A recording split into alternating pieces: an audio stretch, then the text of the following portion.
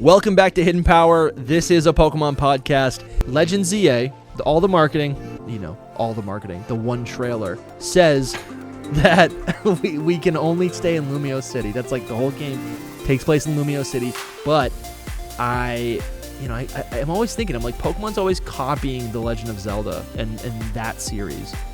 And Tears of the Kingdom, which was a really fun game, Zelda game, they only promoted the Sky Islands, but then once you get into the game, you realize there's a whole new map underground, right? Mm-hmm. And I did a little bit of research. I went to Gold, Silver, and Crystal and Heart Gold, Soul Silver, and nowhere on the marketing, on the packaging, do they say you can go back to Kanto. They only talk about a whole new world in Johto, and we all know what happens at the end of Gold, Silver, and Crystal. In the Johto story, you go to Kanto. That's the whole thing. It's a big, it's the Darth Vader father moment, right? It's the big reveal. And so I wonder if, yes, the whole story of Pokemon Legends ZA could take place in Lumiose City, but maybe you beat the game and maybe there's a little train and it says, do you want to go to Southern Kalos? Right? I don't know. Maybe not even Southern Kalos, but maybe, well, I don't know. If Southern Kalos is available, then that could be a way for them to maybe introduce some Paldean Pokemon or something, right? I don't know. Well, the thing that really intrigues me with this is, obviously, like you said, there's that spot on the Paldea map that's like, it is marked off. And it's like, it's given, like, it's a distinct area on the map, even though you can't go.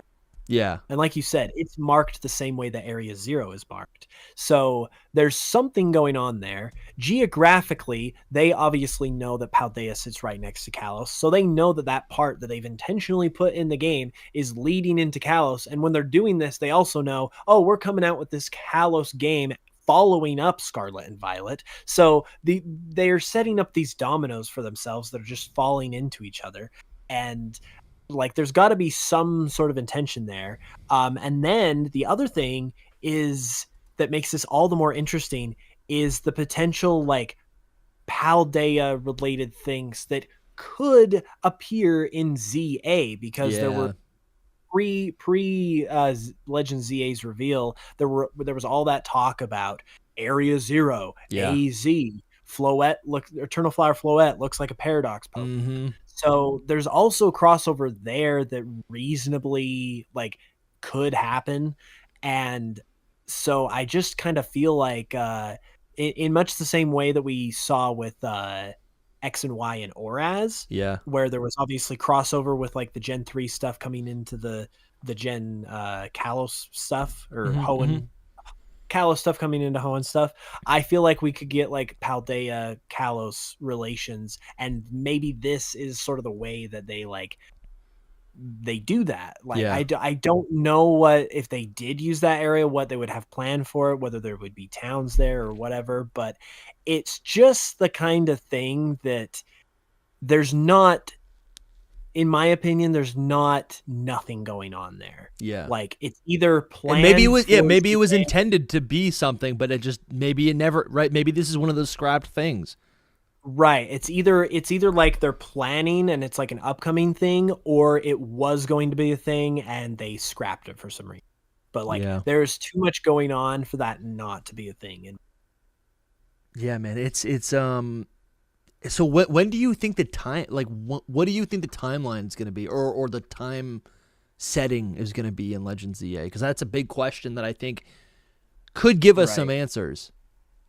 Right. Whenever we learn that.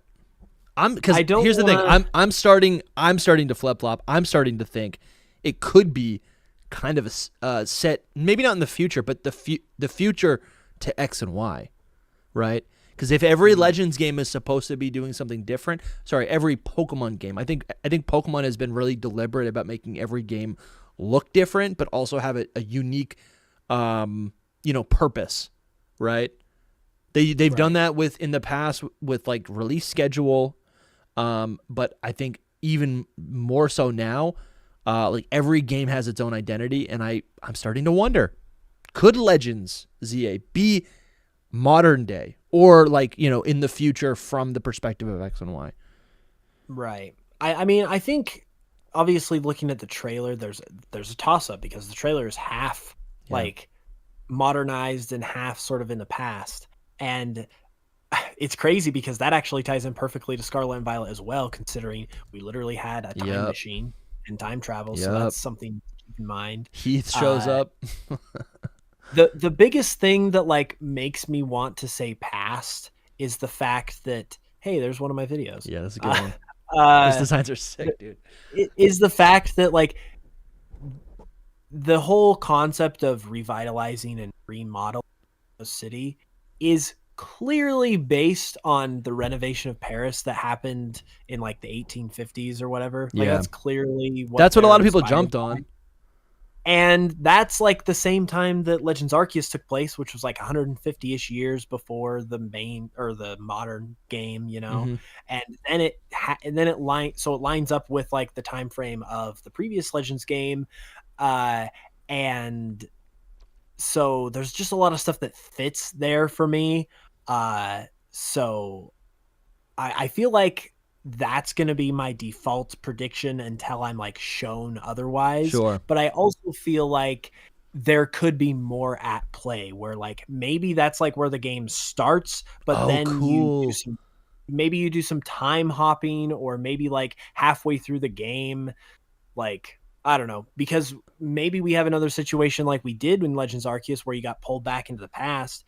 Just to add to that, like we've known in Legends Arceus, like the very start of the game, you're like in the ether and then you show up in the past, and then your whole experience is in the past. But we've seen the concept material for that opening cutscene for the beginning of Legends Arceus. This was through the Terra leak that.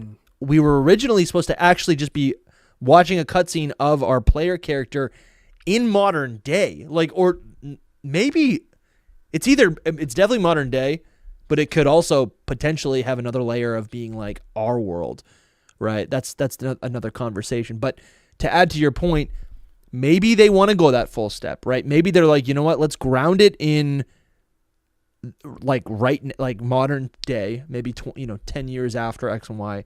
But then you go to the past. But then now because they've shown that, and it's a little bit more obvious to the player, you can also go back to the present, right?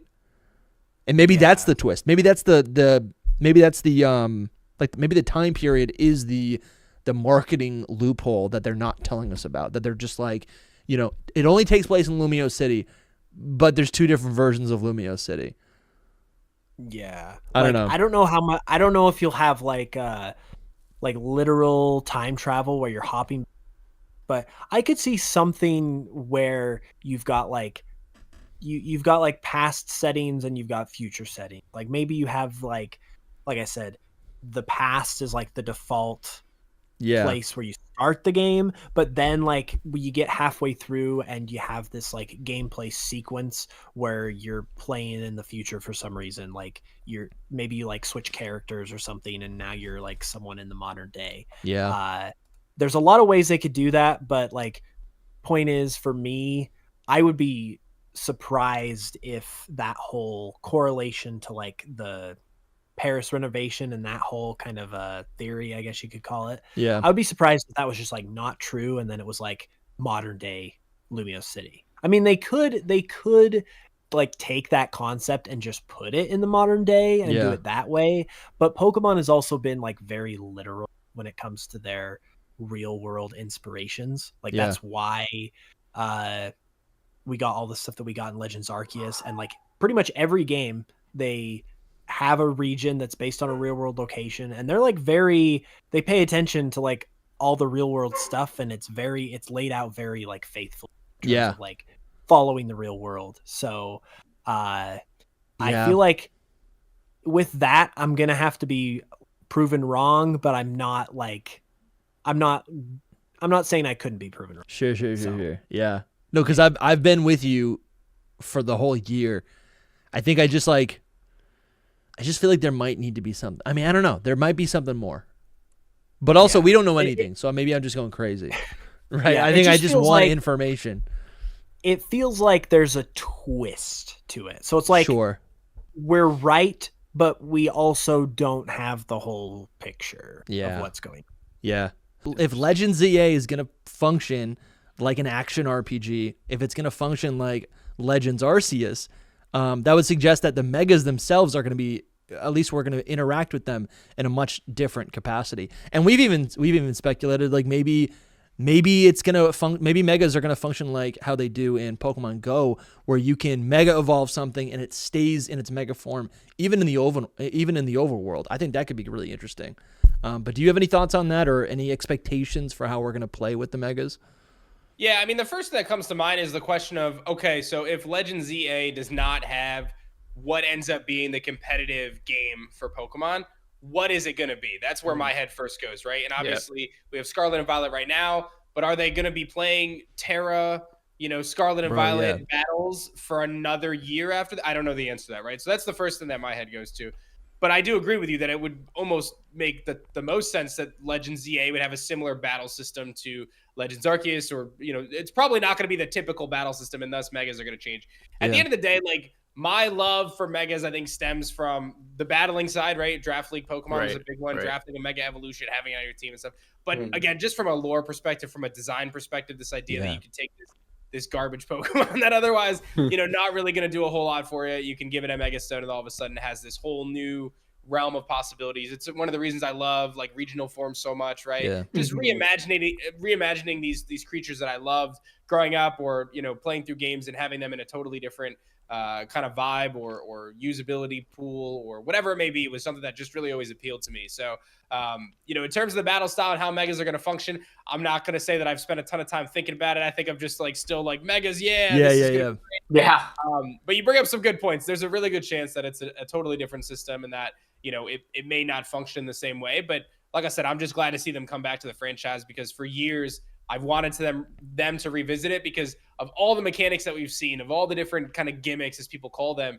To me, Megas felt like the one that had the chance to actually stick and like really be a part of the franchise forever. And that seems to be what's been the case through some of the spin-off games and stuff. But to have them bring it back to the main series again, that's, for me as a Pokemon fan looking many years into the future, that's something that gets me excited as well. Yeah, it definitely seems like that might happen with this as well. Like, if I just made a post on it actually, which is funny that we're talking about it, but if if they put Megas in this game and there's no competitive in this game in Legends ZA, then naturally they're going to have to move to Gen 10 with the Megas. And so does Megas just continue? Is Megas just going to be a part of Pokemon like going forward, like as a standard battle gimmick that's just there all the time? It's interesting. That's the short version. It should. I mean, because when you kind of look at the competitive landscape, my understanding from the top competitive players is they actually don't really like Megas as much as maybe a casual person like myself would. I think that some of the other mechanics lead to maybe what is more favorable in competitive, whether it be the Dynamaxing or the Terra. I quite like Dynamaxing, but I just feel like when I look at the full picture of the Pokemon franchise, Megas they just stand out to me as a really good solution to provide this like super powerful creature that highlights what the original version of it did. And it's the core of what Pokemon are, right? Like, Pokemon is battling, it's trading, it's catching, and it's evolving, right? And I feel like Mega Evolution, like those designs, even though I would argue aren't really, they're obviously not true evolutions, because they're not different monsters. They're just like obviously a Mega Evolution of the monster. Right. But I do think when you look at the design, when you look at the key art, right, the Sugimori art style, like they just look like full new Pokemon, and when you remove those, there's like a disconnect there. It feels like Dexit. It's like, where the heck is this Pokemon that I love, right? Like, where is this? Where all of the other forms, I feel like Dynamax, I don't care about as much, or I guess it's Gigantamax, or the Terra hats. I'd like to see Gigantamax. I want it. I don't feel that way because it was tied to 3 turns. You know what I mean? Like, hypothetically, you can have a Mega the whole battle, but that Dynamax is ending in 3 turns, guaranteed. That's a good point. Yeah. So I just think Megas in general, I think people like them because they feel like it's like what you were saying, like a regional form, right? Where you're like, I like this design. Where is it? It feels like an actual monster, a buddy, like a friend, right? They say like Pokemon should be designed to like feel like friends, And I feel like even the Megas fulfill that. Where the Gigantamax forms, they're not. They're like Goliaths, right? That's not your little buddy. I think also too has a lot of. I mean, I think for one, it has a lot of weight and nostalgia for us because it was like the OG gimmick, and then for two, you do also. The reason I think that it could, like, to go back to what Soul was saying, continue in Gen 10, continue onwards, is for one, we've seen it exist with another gimmick before. It was in Gen 7 with Z moves, and no other gimmick has done that since. And then for two, just looking at the gimmick itself, it's not a hard thing to, I think, exist in battles with Terrastal or Dynamax or whatever. But then also, too, I wonder how competitive players would feel about it in, like, a different format. Because one thing that people started talking about recently, I don't remember what VGC player said this, but some VGC player, a relatively big one, posted on Twitter that they actually thought that Z moves would actually be really well received now with open team sheets. And so that's an interesting side of it, too, I think. Like, how would it differ if we just changed other things about competitive? Maybe it would be more accepted there as well. It'd be cool if, like, the Gen 10 game had access, or we had access to all these different battle gimmicks, and then with each season, maybe every year, they're like, well, this is the Z move era, or this is the year of the Z move, and then the metagame, the competitive VGC metagame has to, like, shift, and adjust to that whole new gameplay. That'd be kind of interesting. But yeah, so Adrian, you have an idea for them to implement. What is it? I said that's too good of an idea for them to implement. Yeah. We got a lot of those. What so I mean, I'm expecting there's going to be new megas implemented. 100%. There's got to be. Yeah. Is there anything that stands out to you where you're like, this needs a new form? Yeah, I think when you look at kind of the library of new Pokemon that have been introduced into the game since kind of the Gen 6, Gen 7 timeline, there's a lot of really cool potential Pokemon that I think could get megas. So I think it could really span it. And it's hard to even, like, predict what's going to get one when you have things like Audino getting them, right? It's like, where did that come from? There's obviously a very strong lack of presence in Gen 5 for Mega Evolution. So that's something that I think could make a lot of sense as we approach these next few months and what the end of the year could look like. But yeah, I mean, there's nothing in my mind that I'm like, oh, that's definitely going to get a mega. Obviously, I have a few favorites, but I think there's got to be new megas. If there's not, then, oh man, that would be very disappointing, I think. I'm sure you're pulling for Mega Mothim. Now, I mean, listen, I like Mothim a lot. I think that there's other better candidates, though. I want Mega Mothim. Soul wants Mega Mothim. I need it. Don't get me wrong. I feel like when I think of some of the newer Pokemon that have come out, I think that there could be some really cool ones. Like I think of, like, Low Kicks is a really cool. Sure. I really like. So I'd like to see them explore a little bit there. Mothim is, always a special Pokemon to me, but I just, as much as I've theory crafted a Mega Mothim a bunch of times, I think it would still be bad. Yeah, I mean, that could be the case. There are definitely some that I feel like the Mega design is much worse, like actually kind of ruins the original design. Like Heracross, I'm not. They know that, but I hate Mega Heracross. I hate that Mega design Heracross so is cool, much. It's cool. It grew on me. It definitely grew on me. Yeah, it's weird. It's weird because it doesn't look like Heracross. It looks like a different Pokemon. It looks like Heracross's cousin. Yeah, it's like a distant uncle. What do you got against Heracross's cousin? That's what I'm saying. I like it. I like it. I think the Mega. Yeah, Beedrill.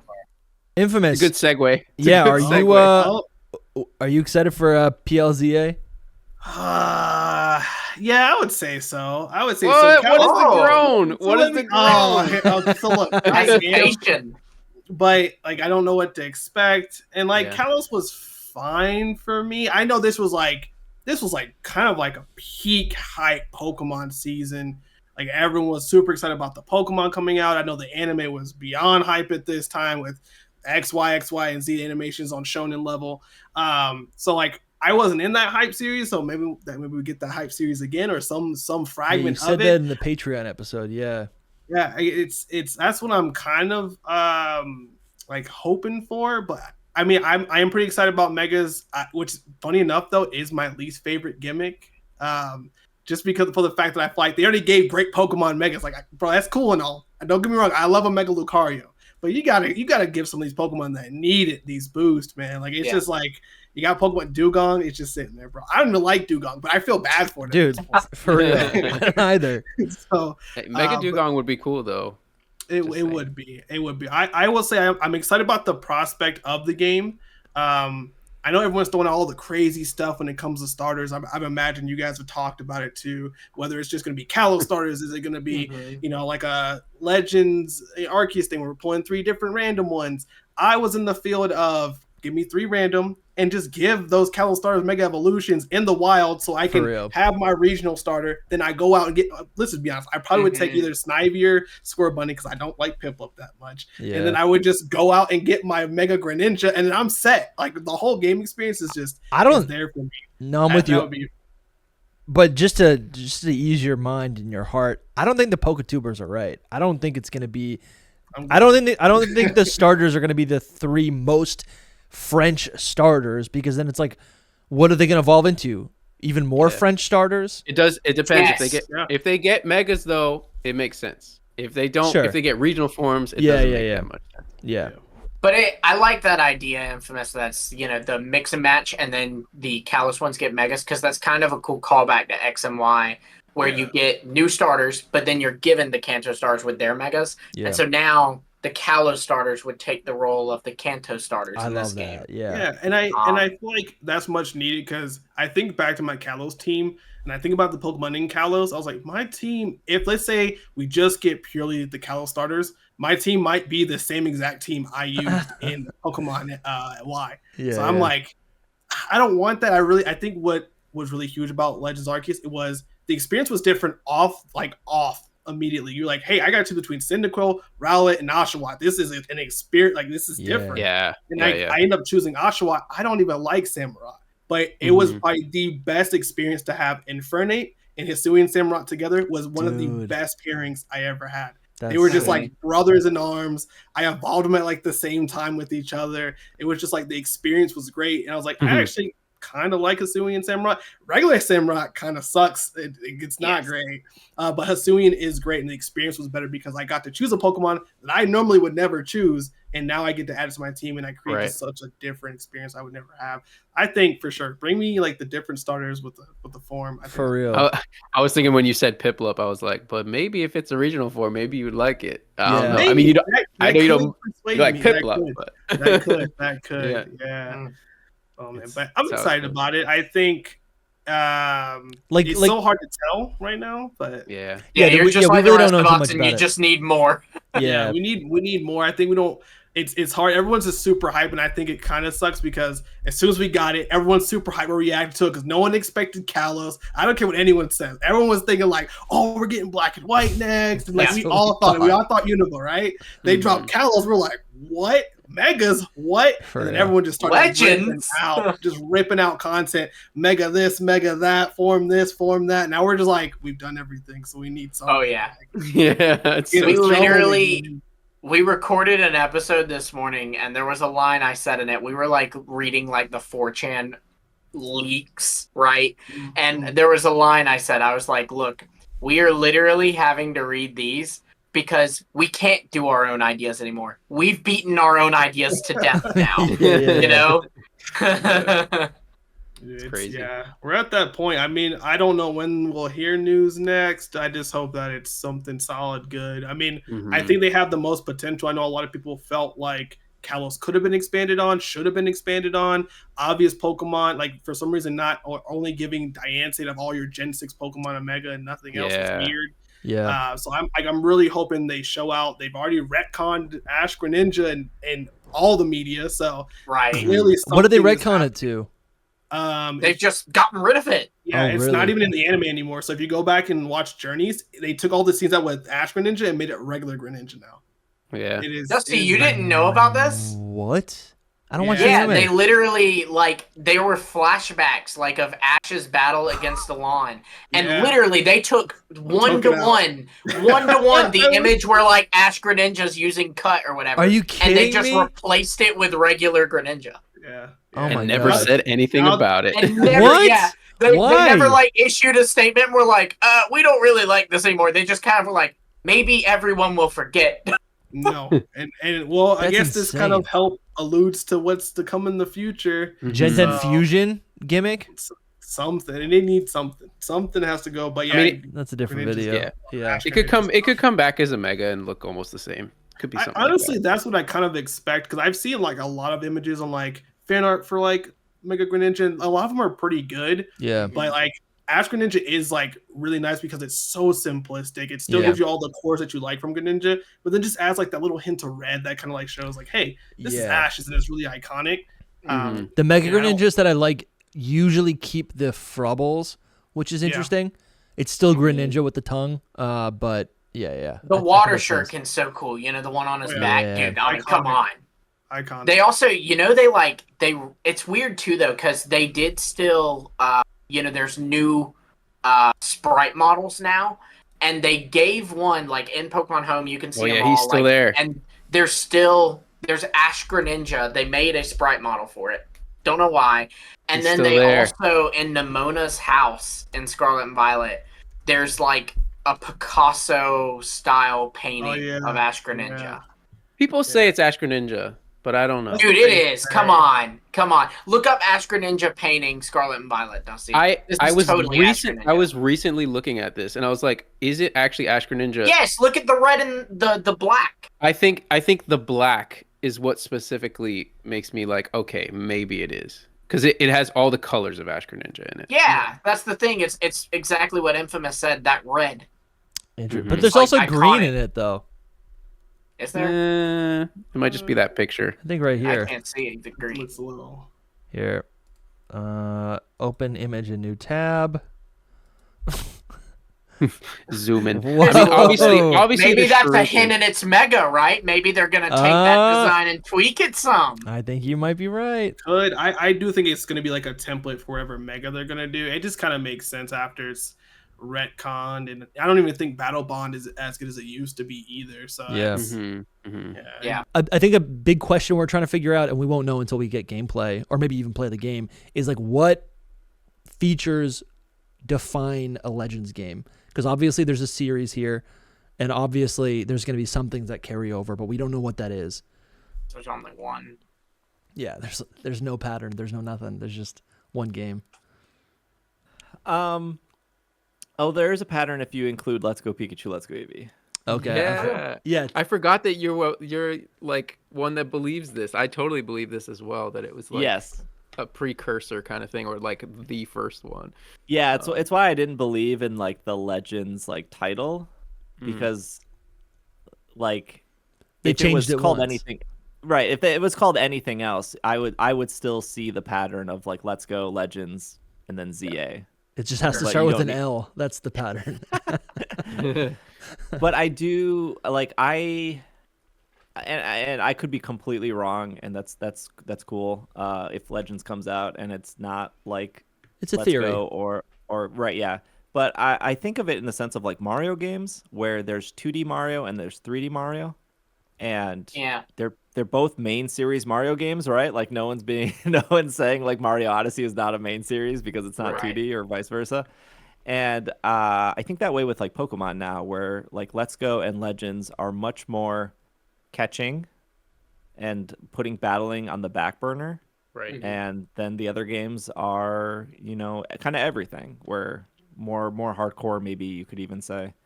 And so if I subscribe to my own theory, then like Legends ZA would be a very catching focus game, not really battle intensive. I mean, like Legends has like 7 battles in it, and like 4 are against Volo, and his Togepi. Yeah. But I don't think the like complete this Pokedex and catch 10 Starly makes sense, because the whole at least story part in Legends was to complete the Pokedex. But you did catch a lot of Pokemon in Let's Go, and you did catch a lot of Pokemon in Legends. Yeah. So I would assume in ZA you're going to catch a lot of Pokemon for a different reason. Yeah. Do you think there's any maybe credibility to the idea that like because this whole game has been positioned as like a reconstruction of Lumio City, that the crafting elements of Legends Arceus might be kind of bolstered and become more dynamic, where you're almost like crafting parts of the city by battling and catching Pokemon and getting their like, what is it, like you get like a Swablu Floof and then like that gets turned. I think that would be cool. Like that was legitimately one of my favorite parts of Legends that I feel like isn't talked about enough, is like making Jubilife City come alive. Yeah. And I loved giving people Pokemon and then coming back and being like, oh man, that's the Pokemon I gave them. Like I gave them a really small Floatzel, or I gave them like a shiny Ponyta, and that's like standing next to them. And I thought that was so cool. So I would love to see that come back in a game. And if the concept is like building up Lumio City and you're catching Pokemon for like you said, like catching a bunch of floof to like make a clothing store happen or something. Yeah. Like I think that would be super cool. Totally. And it also like it's kind of like the Pelago, where it's like the Pokemon in your PC all of a sudden have a purpose in a way. Yeah. I guess, I don't know how they would do it exactly, but even just like seeing your Pokemon in the ranch in Jubilife Village, felt so cool to me. Yeah, for sure. That's straight from the anime, straight from like Professor Oak's lab or whatever. Sure. They're like hanging out. That's super fun. Sometimes it'd be like, oh, that's the shiny Drifloon I caught. Yeah, like there's a story there. Yeah, the one thing I don't care about is anything involving AZ. Like I just thought he was such an uninteresting character. I'm still bitter and annoyed that like at the end of the game when you like save the world, he like interrupts your parade and he's like, battle me. Sure, like, make it all about me. But they have to do something with him though, right? I'm sure. I mean, the title is his name backwards. They've got to do something. It's got to be. No matter what his time name period stands for Area he's Zero. Probably still there. Yeah. Yeah, sorry, isn't he like 3,000 years old? Yeah. So he'll be 2009. So if the game's set 200 years in the past, he's gonna be there. Yeah. The implication is that he's like immortal now. So if it's set another 1,000 years in the future, he still could be there. Yeah. I think the Legend ZA speculation could be its own 3-hour episode. Absolutely. But yeah, I think I'm pretty excited for what's to come. I think the last topic, if we have got time, and I'd like to get your take on it, is I think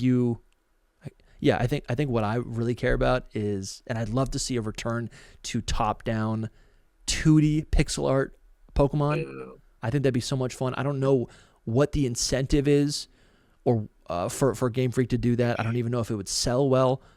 If you have any insight on this or opinions, I'd love to hear it. I'm very much over the like pixel art thing that's going around that like every indie developer does, because it's like a little easier to do than like 3D graphics.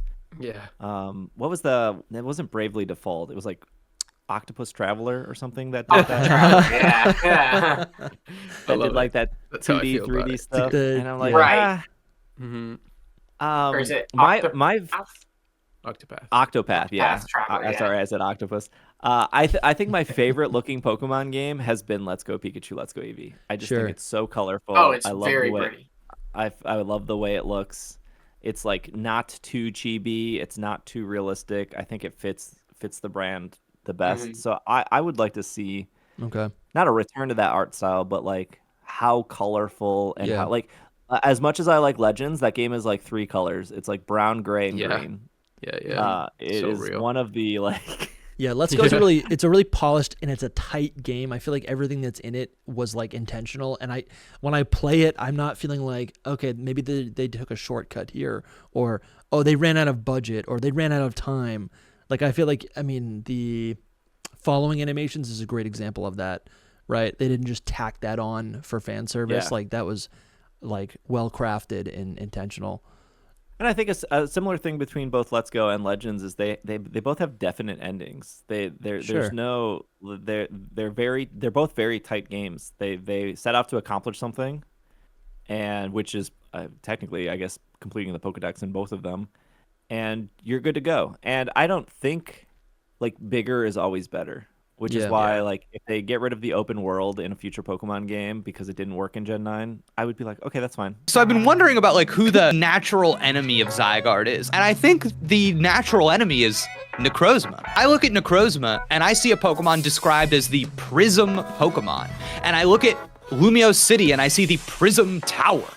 And when you read about Necrozma, you can read about that it once had the ability to give light in its original form, but it lost that ability alongside its true form after being injured by the Ultra Recon Squad's ancestors in an attempt to steal its light. Their ancestors? The Ultra Recon The ancestors of the Ultra Recon Squad injured Necrozma. So we have never seen, and then it's theorized that the Z crystals are pieces of Necrozma. Totally, yeah. You can see the Necrozma's core right there.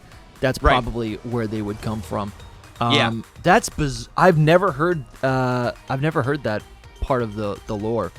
So yeah, and the whole thing is that Kukui and Lily have this conversation where they go, oh, the sparkling stones and the Z crystals used to perform Z moves are fragments of Necrozma's body that it lost when it was injured, and they rained down into Alola. Yeah. So according to the Ultra Recon Squad, the light that radiates from Necrozma is the aura that surrounds the trainer and the Pokemon while performing a Z move. But I think the important thing here is that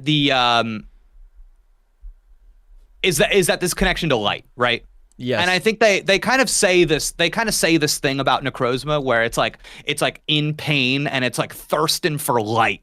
And its whole thing is that it's trying to suck down more light. And that's why it likes Solgaleo and Lunala, because they have this infinite well of light. And then you take it back, you look at Lumiose City, you look at a city that's being developed, a city that is embracing light, maybe for the first time. Maybe you are building up power plants in this city. In X and Y, there are blackouts that you have to fit. That like all of this stuff comes together, and it's like, how do we translate blackouts into this game? How do we make this a mechanic? How do we do this? How do we do that? But I think what I love the most is maybe this idea of getting this form of Necrozma that nobody has seen before. Yeah. Maybe it's not even called Necrozma at this point. This would be a Pokemon. Okay, yeah. Maybe it's called something that starts with an A.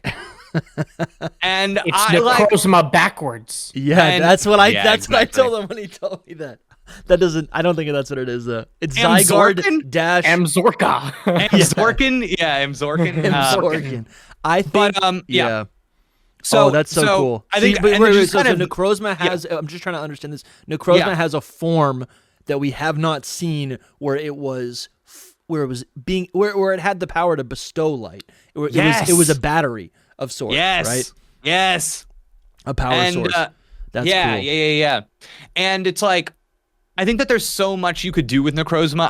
I think just as a fan, not as somebody logically thinking about this, I just kind of like the idea of, oh man, what if we accidentally do Necrozma origin story? Yeah. And we like break its face and we see all the crystals go out and it's like, oh dude, that'd be nuts. But also I think that there's this video gamey part of me that's, I'm not sure particularly how you would write this all out, but I think you could, of maybe Necrozma was. So I like the idea of Necrozma being hurt, being something that happens before the game starts that you experience in the flashbacks I was talking about earlier. So Necrozma is hurt, and maybe the whole game you are going around. If you look at the Prism Tower, the like Eiffel Tower in Lumiose. Yeah. There's this very specific thing from the games. Maybe you both remember it, but in X and Y where you see the tower light up and it's like the windows, the levels, it goes ching ching ching ching. Do you remember this? Yeah, when you're playing the game in hold on. Ching ching ching ching. Do you remember that, Zach?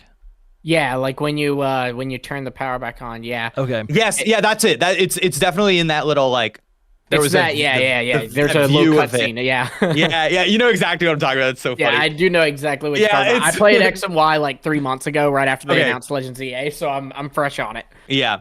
So there's just this like, there's this thing I have in my head of like, oh, okay, you go around the city, you restore power to these areas. It feeds this tower in the middle of the game, and that allows you to see the progression of where you are in the story. Okay, that's really that is nice. Something that we've noted before is that the Lumiose Tower, it's I don't know if it's a gameplay function, but it's like a symbol of the region. Obviously, the Lumiose Tower is a symbol of Kalos. That would make sense, like as a progress marker, to not just have it be a meter like in the UI of the game, but actually have it be like visible to not only you but also the the NPCs throughout the region. That's really cool. Definitely. And I think you can see in Lumiose City how it kind of feels like there are segments or like important points of interest. And it's like, oh, okay, I can see how, Legends Arceus, you had like the 5 bosses or whatever. And like every time you beat one of these, it's like this thing in the middle of the town. It glows a little brighter. Sure. It gets a little more, and then maybe that unlocks things that you can do in the town and like, whatever. But I think the way I envision this is that there is like there's somebody who's pretending to be good but is actually bad. And it's like, oh, they're trying to get all of this light to Lumiose Tower, but actually hiding below the tower is sweet little Necrozma. Yeah. And he's slurping it up, dude. He's slurping it up. I think I'm most looking forward to like that Safari Zone style gameplay kind of making a return, where it's like you can throw the bait at the Pokemon. There's like a lot more interaction with the wild Pokemon in general. Yeah. I don't know if dying is gonna make a return though. Like it's gonna be weird. Like if the game is really set entirely in Lumiose City, like they say, how are they gonna handle things like alpha Pokemon? Like I guess those just like won't be a thing, or they'll have like a different version of them. That's a fair question. That is a really good point. You wouldn't expect like at Legends Arceus, you're out in like the wild in ancient Japan, like death is like an actual threat. But like here, it's like if you just jump off a building that's too high, will you die? Like is maybe like I walk down a wrong alley in Lumiose City and in front of a bunch of NPCs get beaten to death by a Scrafty? Is that gonna happen? Maybe it might. Are they gonna take away the ability to die? We've speculated that like there could be some sort of incorporation or some sort of like maybe the alpha Pokemon have a new name, but they kind of explain it through the power of Zygarde or through the power of Mega Evolution. Maybe some of these alpha Pokemon have Mega evolved and are being enraged due to their like forced Mega Evolution, and maybe that's whatever the evil team is doing. That lines up with the anime too, honestly, like the Volcanion movie. I almost wonder if it's going to be a much more like trainer-focused Legends game, because Legends Arceus was very like wild Pokemon focused. There's almost no trainers in the game. Yeah. But this one might be like, well, there's substantially less focus on wild Pokemon, but you get like to battle a lot more like powerful foes who use Mega Evolution more often. I think that's totally possible. Yeah. I think that's definitely possible because it makes sense too, because it has to be more battle focused if they're gonna do Mega Evolution, Yeah. They really left us with like so many questions with all because it's just like it doesn't add up. It doesn't make sense to what we know with Legends. We're just like, this doesn't compute. Well, I think what happens is entirely in Lumiose City it should function the same way. Yeah. Well, I feel like so many aspects that we associate with the legend style are really just like aspects of Hisui, right? An ancient, what do they call it? Feudal Japan, right? It's this like it's like this medieval Japanese inspired place, right? And we get to see this ancient Sinnoh, which is already a very spiritual place. So I think all of those aspects, which I like a lot, right? Like I like dressing up my character in the what was it? They're wearing like these like ancient robes or this old school. I forget what it's called. But like, yeah, I want to get wrong because there's kimonos and there's jimbes. I don't know which it is. Maybe they were jimbes. I'm not sure. I forget what they're called in the game. But like that's an aesthetic style that's like cool and fun to play within. But I think instead, all that really might the only thing that might really carry over is like the character movement, the crafting, and then I do think alphas need to return. I think alphas was in some way, and I guess also these noble Pokemon as well, right? And again, they might be called something different. I kind of like the like idea. having some sort of like real time gameplay aspect and not a boss. That has to like be it. A boss, you know. That has to be. That has to return. Right. That's iconic. And I think really did appreciate how it's like you could just go straight fisticuffs with the Pokemon, or you could battle them traditional way. You could, yeah. It's a neat way of presenting that. And I think it'd be kind of interesting to see these nobles were actually like, if they position Zygarde as almost the antagonist, and then at every stage that you battle it, it's like it's 10%, at 25%, 50%. Actually, I don't even know what the forms are. Is it 10? It's 10, 50? 25, 50. Okay, yeah, No, and 10, 100. 10, 50, 100. I mean, yeah. And maybe they throw in a couple new ones.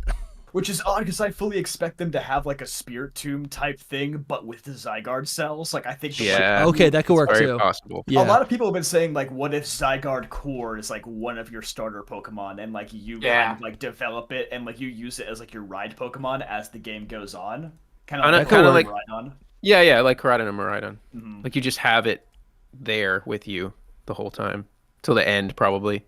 I could see it.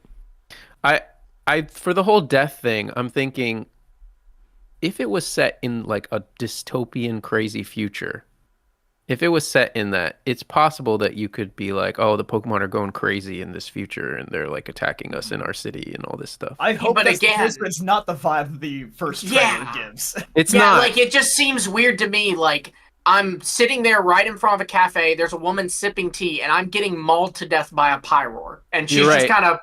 Yeah, that's not... I don't think that's what it's I gonna mean... be. We know... like, I don't know, with those games, it's like there's like what's on the front, you know? And then there's like, oh, but in secret, there's Pokemon attacking people. Like, kind of like Detective Pikachu kind of vibes, where it's like, oh, we live... harmoniously with Pokemon, and then they just get attacked. It's going to be like a series of like side quests and mysteries that you need to solve within the city, which would be fun. Yeah, maybe it would be fun. I mean, it also gets easier if they incorporate like a sewer or catacombs area. Yeah, for sure. I think it's possible. I think we really get hung up on like what the scale of Lumio City is going to be, but I think if you look at this picture right here, right. This is in the main town. What is it, Jubilife Village? Like, the only one. Imagine this. Yeah, exactly. Imagine if these structures right here, these houses, which are already pretty, they're not totally to scale, but if we were to assume this scale will carry over to Legends EA, just imagine it's the same size but way taller because it's a building. Right? The scale, and then you have a bunch of them. The same, I think. I thought you were gonna say these Magmars with Scrafties and they're just kicking you in. Like that could happen. Yeah, they're the Scraggies where you've got like the mob boss Scrafty just kind of sitting in the back where Magmortar is. Like I really don't think. I don't know. I don't have an issue like imagining what the scale of Lumio's city is gonna be. I don't think that's the issue with what we're talking about exactly. I think we're talking about that it's a city, and so like, where's the wild part about the Pokemon? Right. You know what I mean? Like, gameplay will have to be drastically different from Legends Arceus. Like, it almost makes you wonder, like, what defines a Legends game other than the fact that like it's presumably set in a different time period. Well, this is what we're trying to figure out. I think it's the real world, or what do you call it? Like the action combat. Whatever you want to call that, the real-time action combat, that's an element of it. Like it's not just straight-up turn-based combat. Yeah. I do think it's going to be back in time. I do think crafting is going to be an element of it. And we know in the trailer, it's Legends EA, it says that like our job will be to help with the reconstruction of this, of Lumio City. So to me, instead of just crafting just your items, which I think we will be able to craft our items, we'll also be able to do these larger scale things where we collect resources. And then, it's like Animal Crossing. You give them up to your overlord, Mr. Nook, right? And he builds out the whole city for us, right? I think it's just going to kind of happen. And we did see that in Legends Arceus, so that's going to be a part of it. And then as far... Yeah. And I zoomed in on this, for listeners, I'm zoomed in on a picture of... Lumio City. This is the map, the original map for X and Y. I like this. And pick up this. It does look pretty detailed. And what you can see is like there's obviously that river that flows through. And I think we also see there's other channels of water that probably will go out. So that's a water element. You guys mentioned the catacombs. That could be something. I do think there's going to be wide open areas in greenery. But here's the thing: there's going to be so much. We're going to be able to get lost in the city. It's not, so it's not just the streets. Yeah. Right. Yeah. And it's like you do have like in actual Paris, like you have like, botanical gardens and stuff there. There's Dusty, can you look up, it's DES space. I'm not even going to attempt to pronounce this. DES space THER. Just literally spell it. MOPOL. MOPOR. This is a long word. MOPOLYES. YES. It is a street in Paris, or maybe like a court in Paris, and it is like you can see it's known for being like overgrown with vines and ivy, and like that's something that I think could be really cool. Is like having like these like almost neighborhoods or districts of Lumio City that are like themed around an environment. So like this is like a jungly area. So here you're finding like wild pansage swinging around and scatterbugs walking around everywhere. And they could probably make these wider. But will they kill you? Yes. That's what we want to know. Yes. This is honestly one good of my because favorite things about Arceus though is that it's like there feels like there's actual stakes roaming around the wild. Like when I get hit with like a Paldean Tauros or a Veluza in Scarlet and Violet, I'm just mildly annoyed. I'm not like, oh my god, I'm gonna die. Like it feels like there's actual consequences for like letting your guard down. Oh, absolutely. No, this is honestly. Y'all remember that Alpha Rapidash in the first area? We all had like a moment with that, right? Like where we're like, oh crap, Absolutely. I think a way that maybe they could do this is, and we've talked about it, and obviously I don't want to like be hopeful for something that they said probably won't happen, but I do think there's maybe room for us to get elemental biomes that represent the 5 areas or routes that surround Lumiose City, but we only get the outskirts of those areas and how they kind of blend into the city. And that would allow for a more wide open. So basically we'd have this like core section around the Lumiose Tower, but then like as you go further out, I imagine 100 years ago, this these buildings on the outskirts of the city wouldn't be there. And instead, you'd have like more natural elements. And again, if this is called Legend ZA and Zygarde is a fundamental part, like I do think there is going to be natural areas. Zygarde is the Pokemon of, it's the keeper of the environment. That in itself is a question because it's like he's like the guardian protector of the ecosystem. Yet the entire game is supposedly set in a city. Yeah. So. How do you even like find Zygarde? Maybe that's what the A legendary is. The A legendary is like artificial, and Zygarde is like, right? That's crazy. I hadn't even like linked that together until now. I mean, I'm just I kind of just set that off. That makes sense because like the A, on the like title logo or whatever, it looks very futuristic. Like people said, it looks like the ultimate weapon. Yeah. I've said for a while now, I think that the routes around Lumio City could still appear because like the route with the power plant, that's literally referred to as the Lumiose Badlands. The route above Lumio City, that's a little park. That can be a park in Lumio City. Then you've got a pond. That can be a pond in the city. You've got that topiary garden below it. Is a part of Lumio City, it looks like to me. The skate park, that looks like it's like they all look like they could still be a part of the city, Yeah, that'd be crazy. I'm sure that you guys have talked about this before on previous podcasts, but like, are you all in agreement of like what the time period will be for this game? I don't think so. I don't think we're in agreement. Every day. Okay. Yeah. We really don't know. I also kind of flip-flop. My running theory is that this has to happen probably after the ultimate weapon was fired the second time in X and Y, and maybe there was like some sort of like fallout that made Lumio City have to be constructed for. So it happens in the future. Pokemon. Yeah. Like not like distant future, but like maybe 10 years after X and Y. Like canonical 2024. I don't know. Yeah. I've seen good arguments for like for both sides, man. Like the big thing that people say about the past is like you can very clearly point to the time period that Legends Arceus is set in, like the real world time period. And there was a redevelopment period of Paris, France, that took place in sometime in the 1800s, but it's actually like that time period actually lines up with when Legends Arceus took place.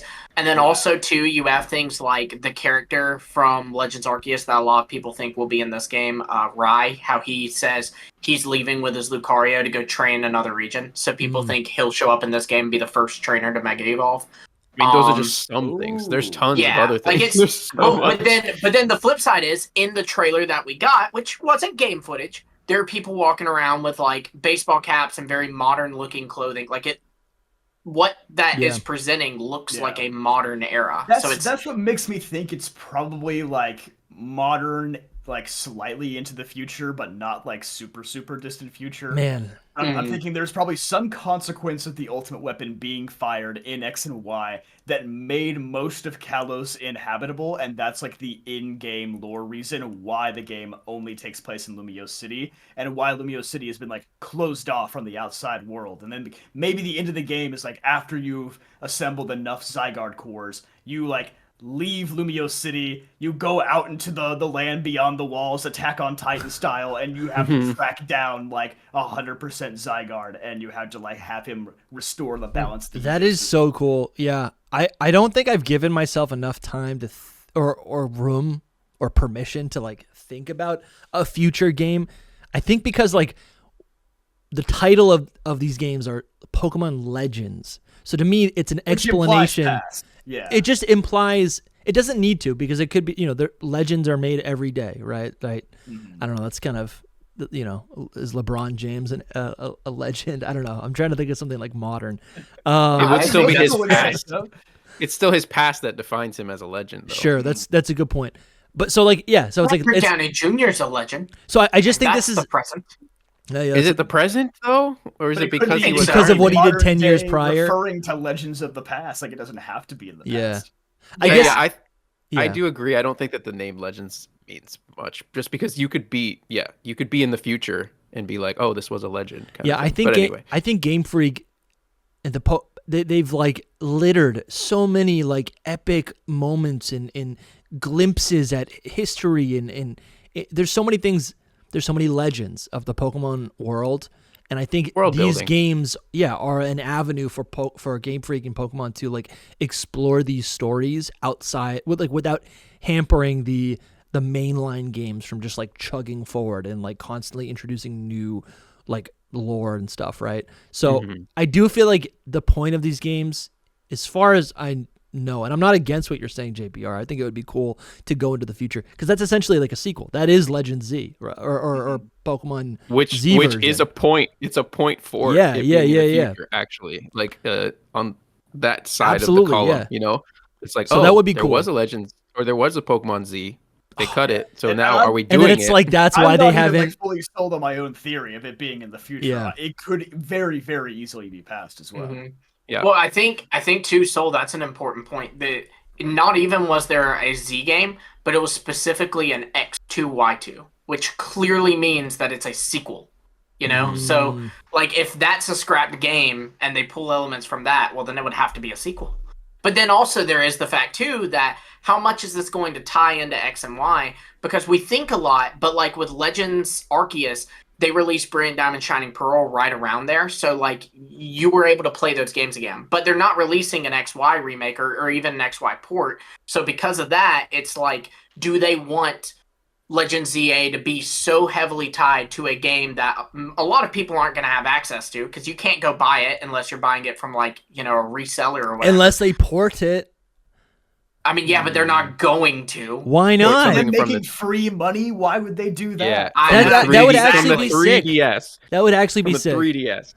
I don't know about that one. Yeah, that's another thing too. Is it's a 3DS game, so you've got the dual screen element, and that might be harder to. Sure. No, I just mean that it's port.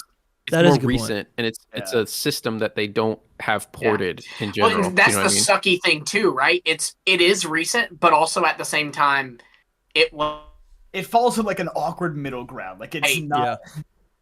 It was over a decade ago, so I push back against it being so close of a sequel, because this goes back to our topic a little bit. Will there be like ancestors or descendants of characters that we know. So like if it's like set 10 years in the future, those people could still be alive. You're not going to see like, oh, this is a descendant of I don't know, some random person from Kalos. They'd just you know what be I mean? aged up, yeah. Yeah, instead. So it wouldn't be like, oh, this is their descendant, like this is like it is in Arceus. 5-year-old daughter.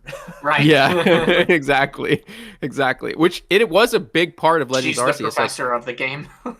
Every single character in Legends Arceus, maybe not every single, but almost every single one, was an ancestor to somebody that we already knew of, just because they just went ham with it. You know, they went crazy.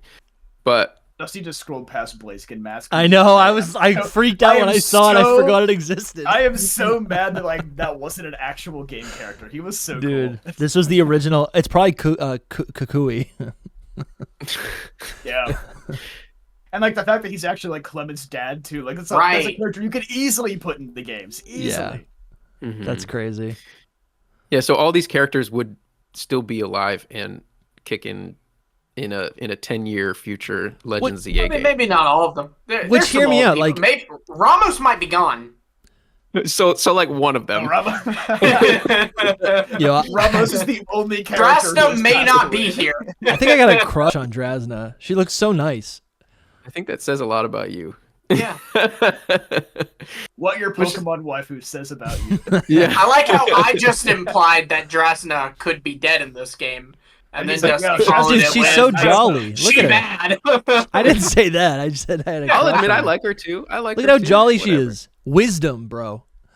Yeah. I mean, she is, but it's more like I want her to adopt me as her grandson than it is. Lumi, when you turn a certain age,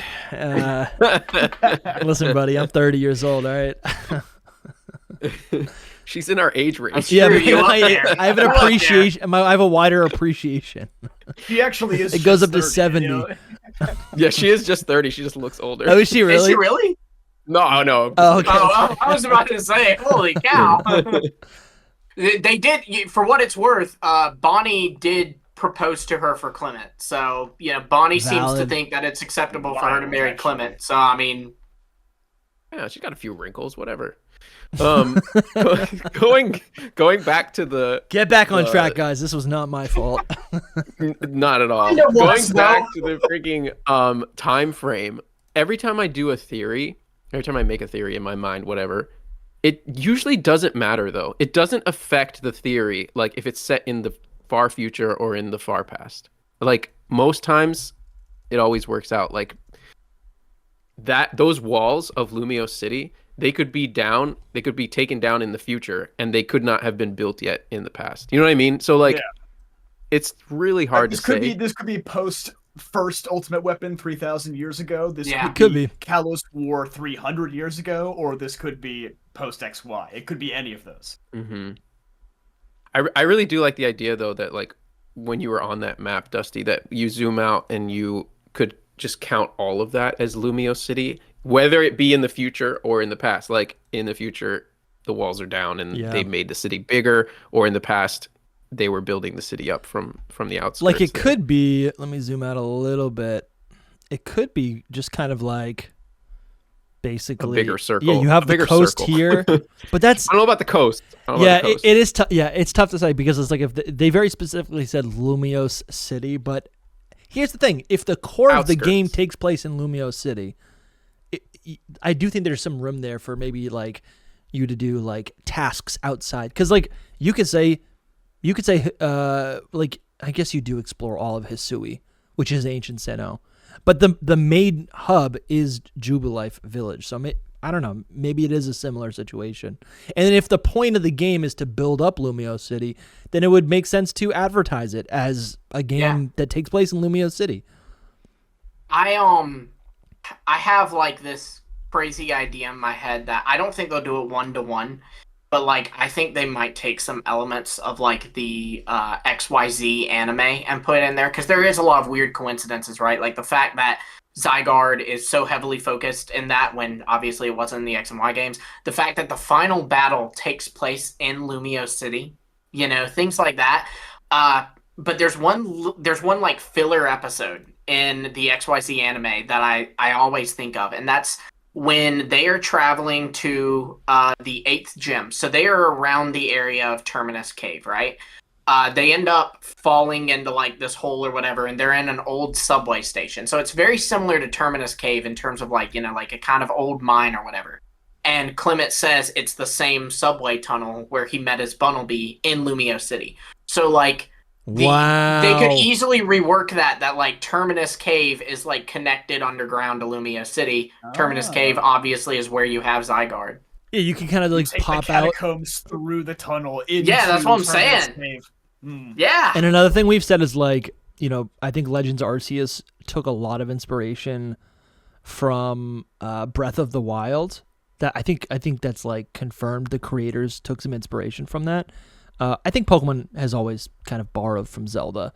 Oh yeah. And so the idea is maybe, I don't know if you played Tears of the Kingdom, but you have the main Hyrule, and then you have the Sky Islands above it, which Sky Battles, and then you have the depths below it, which could be the catacombs. Is kind of the idea here. Oh yeah. But I didn't know you went into the depths of Hyrule and Tears of the Kingdom. Oh yeah. That's that was the main. Yeah, that's like a very cool. It's like a core feature. Yeah. Like literally the entire. Anyways, I don't think we're gonna get that. Exactly, I need to play Zelda at some point.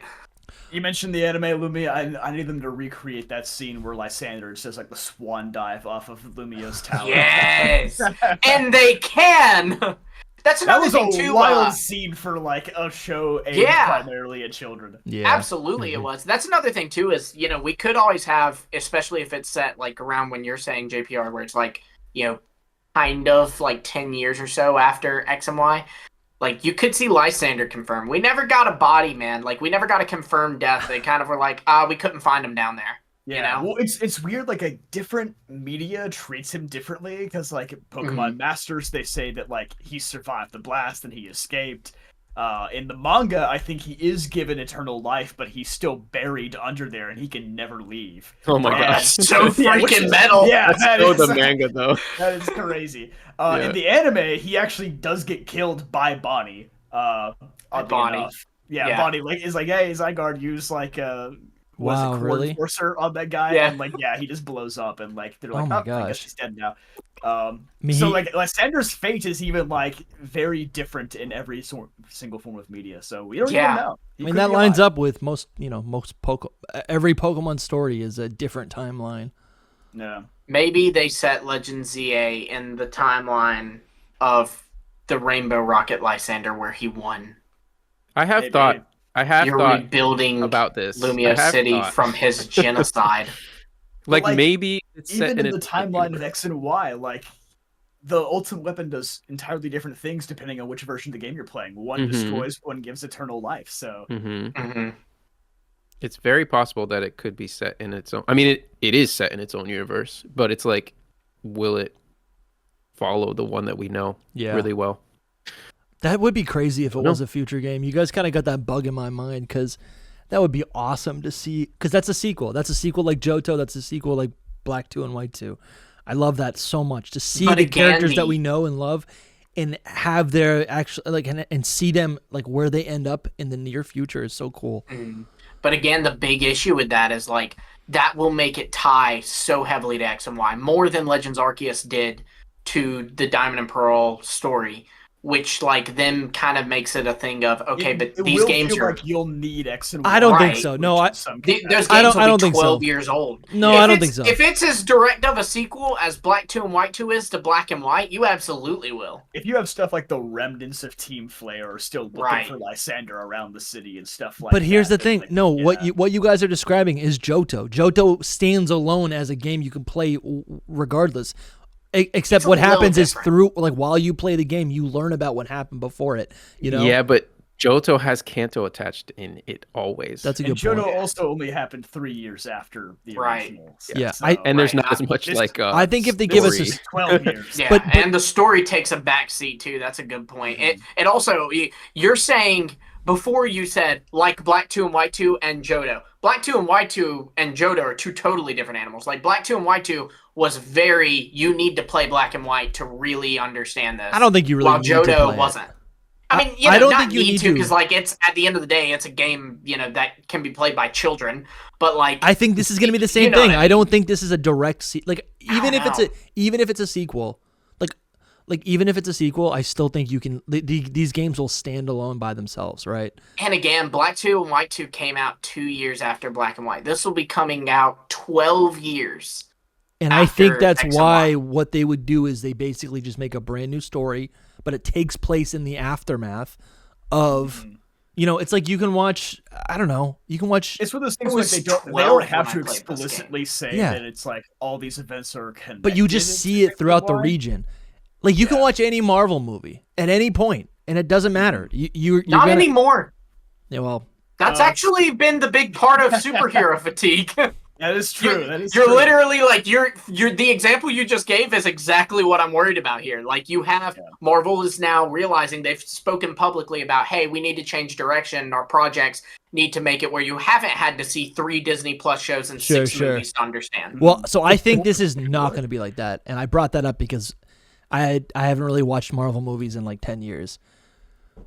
One of my other favorite video game franchises right now, Xenoblade Chronicles, like they sort of have a similar thing with each of their games where it's like the 3 games are loosely connected, but at the same time, like 90% of them are like their own self-contained stories. So it's like, if you play 1 and 2 before 3, you'll appreciate that extra 10% of story.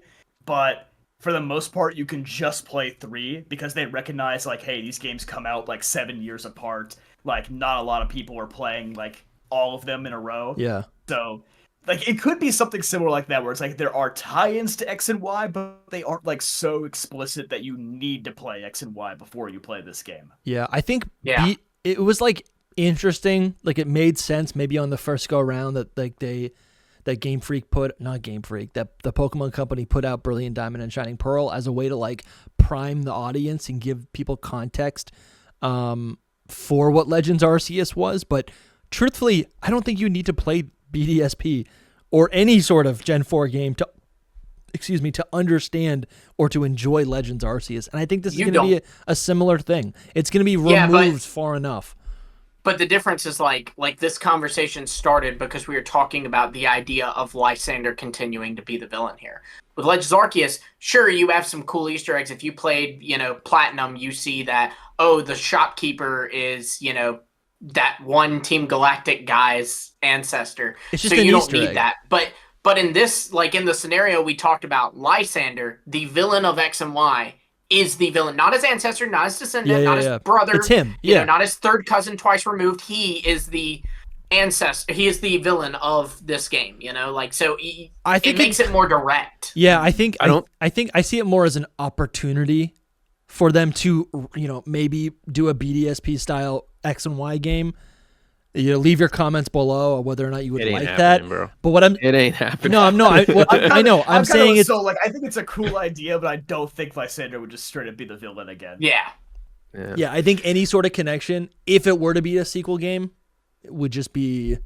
It's an Easter egg. That's all it is. You also have to think about what Game Freak normally does, and they normally like to just start fresh. Like they really don't. Yeah. The fans always want them to connect everything. We want it. We want the connections. Right. And the most connections that they did was like, oh, that's their ancestor. It's not, they want them to be able to be separate. Yeah. Most times. No, that's a good point. All right, let's So it's tough. Yeah, we're getting on a little bit of a tangent. New regional forms is obviously something that is that would be in this game. I can imagine. What about let's start with the starter Pokemon, right? Because it kind of you could make the argument they're phasing them out. What? Okay, yeah, sure. I mean that is true. If it's all in a city. I think you take any Pokemon that's not native to Kalos, you bring it into Lumio City or Kalos, and there's a potential for it to get a regional form. I think that's absolutely a possibility. Here's the thing. Here's the thing. I think the regional forms were like most emphasized in Legends Arceus. I agree that Scarlet and Violet didn't go ham when they could have. They did not. They did not, but instead we got, all the Paradox Pokemon that's like, a dozen, that's kind of like regional. They're like time forms, right? Not really, but that's kind of different though. Visually that's what they are. Kind of like this kind of goes back to like the time period too, because like if it's 10 years after, like you know, in that scenario, it feels a little less believable to me that all of a sudden within 10 years, not only has that's a good point. You know, I don't know, Corviknight migrated to Paldea, but they've also evolved into a completely different form of Corviknight, you know? Well, it happens though. I mean, look at the starters of Legends Arceus. Like, they just were literally brought by Lavington to Hisui, and then they just evolved. That's a little bit different though, because that's like like Dewott is now basically evolving into something different. This would be like, you know, like if any of the lines that completely change. Yeah, you know, we like to think that they change over time, like it's more like actual evolution. Yeah, this is and a good the Pokemon. point, I believe they've stated it's over time. The Dex has said that it's kind of like that, but then you have these examples like this where it can also just be that like they're in this environment and they when they evolve they change because the environment around them. Yeah, I agree. With that. I mean, I think it's cool. Massive mass outbreaks in Legends Arceus would imply that there are in fact a population of Oshawott, Rowlet. Wow, that's a good point. That's right, but that's the same point though. It's like they evolve when they're there. That's how they evolve. It depends on like where they are. Like that's what they evolve into.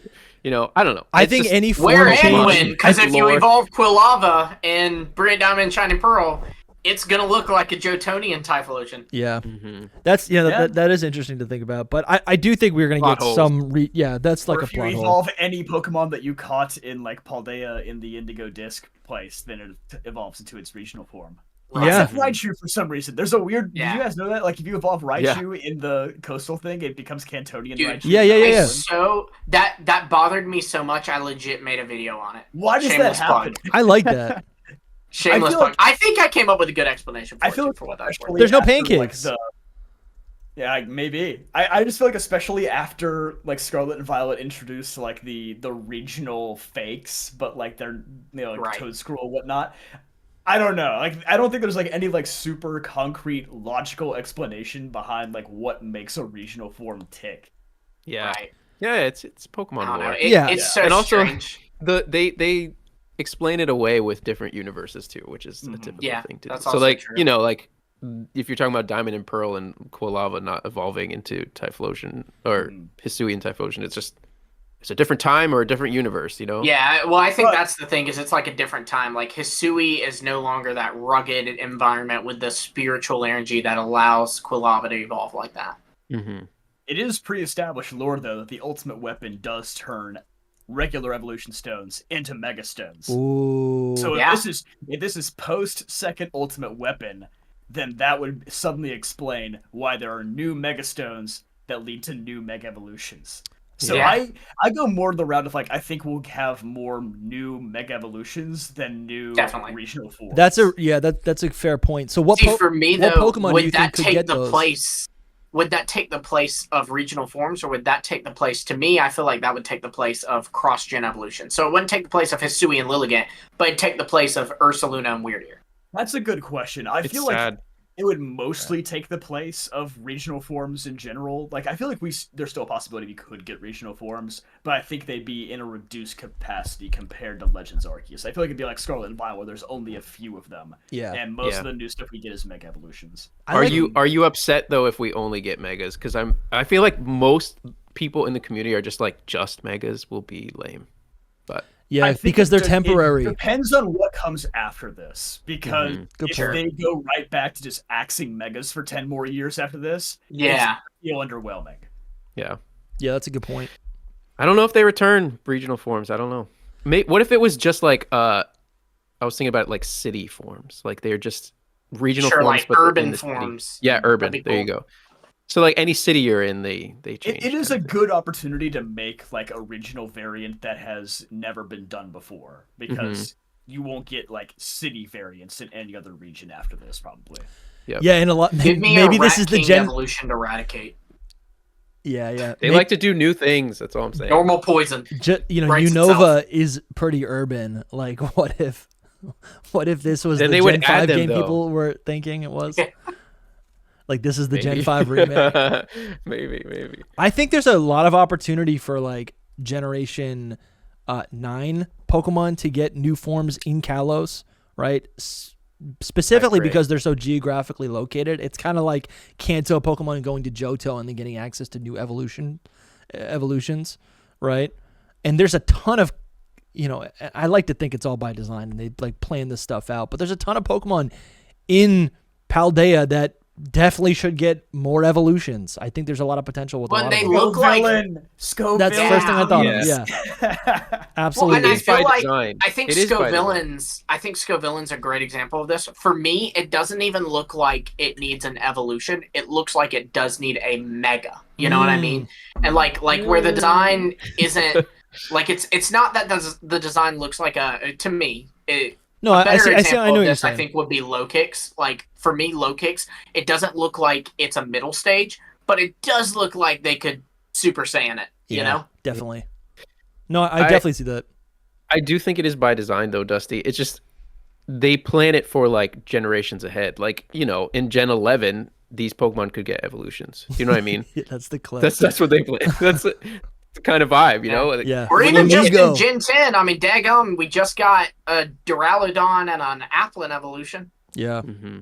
The big question for me is these things that we love in Legends Arceus, the exploration, the nature, right? Interacting with these alpha Pokemon, all of these things, the legendary Pokemon, right?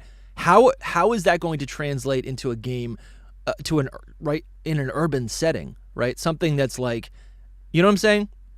Oh, 100%, dude. And I feel like it's funny, I had this conversation maybe about a year ago about The Legend of Zelda Tears of the Kingdom, where it's like, okay, now we get to see Tears of the Kingdom. What did Nintendo think was cool and worth iterating on in Breath of the Wild? Yes. Like, we all know, I think, why that game was cool for us, but what did they think was cool? And that's kind of what I'm looking at with Legends ZA. It's like, okay, what was it? And I think for Breath of the Wild to Tears of the Kingdom, it was, I called these tweetable moments. It was this degree to which you had so much control that you could make your own fun, and you would show that to people, and you would go, oh, look at the individual creativities. But now we're going to see what that is for Legends ZA. But I think for me, setting in a city, maybe the most exciting thing about this announcement, because what that does to me is that it differentiates Legends ZA from a lot of these more modern games, specifically on the Switch, where if you look at a screenshot of Legends Arceus, or if you look at a screenshot of Scarlet and Violet, you know 9 exactly times out of what 10, it is.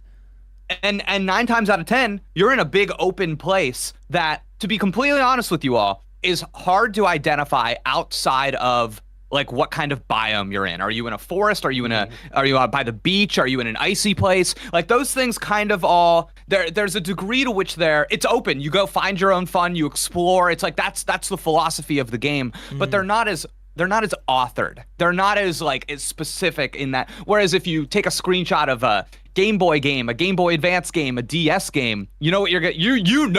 You no matter where you are, you go, that's that place. That is, and there's something to that. It's a different philosophy. And I think what's cool about setting this game in a city is that it's a 3D game. It is presumably relatively open, if not entirely open. But I think there's going to be a degree of specificity of when you limit the scope, the focus enhances, right? And I think that's what's so exciting to me, is having these specific authored things in the world of Pokemon, because Game Freak is still very good at those. There is a reason why Game Freak is so good at character design, because they get to focus in, and it's just this one thing that you're looking at, and it's like, okay, how do we take a snapshot of this character's essence? And I want that in the world. I want that in, you know what I mean? That's why they were so good at making sprites for different Pokemon, you know? It's like, it's a snapshot of essence. And I want that signposted throughout all of Lumiose City. I want this place to be, oh, I know what area of town I'm in because I see that thing and this person and this thing. I want that degree of it's authored. It's not an open plane. It's not an open environment. It is a specific place that you're supposed to have specific memories and ideas about. That's what I'm looking for, and that's what really excites me. I love this. Yeah, you guys can jump in at any point, but this is making me think. You know, I feel like Sword and Shield, the gameplay was so linear and felt so like outdated when that game came out. But the locations, in the moments, right? They do align with what you're saying. They do feel authored. Even Pokemon Camp feels so intentional. There's little details that make it feel like you're having a unique personal experience. And I feel like we lose a lot of that in Scarlet and Violet, right? And I think you're right. I think Legends Arceus felt so great because of some of these things that you're saying. Do you have any thoughts on this, Soul? I mean, I'm still just like, I agree 100%. I'm just like thinking, what is Game Freak capable of as well? That's I'm true, thinking yeah. the like negative side of it, unfortunately. Yeah, just I to agree tailor their 100%. expectations. He's our resident Grumpus. I agree with you. I'm just like, man, what is it really gonna be like? Yeah. You know, I want what you're talking about. Yeah, I mean, there's already in the trailer alone, there's already some, and you know, the trailer wasn't even actual gameplay footage, but there's already some sign of that, like in the sense that when you see the part specifically with the canal, like there's a bridge going over the canal, there's a little, like, I guess you'd call it like a dock below the canal where the girl's, you know, throwing a ball and there's a Dragonair and all.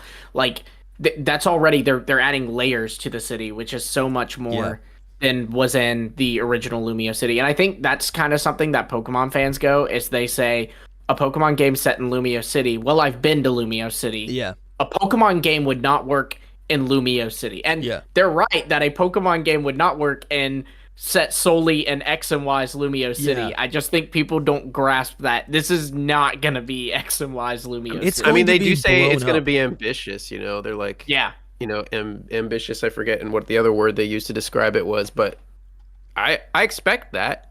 I'm just also keeping myself like leveled because I just, you know, I really understand where you're coming from too, because I do think that something that is going to help Legends ZA that Legends Arceus didn't have the benefit of is expectations.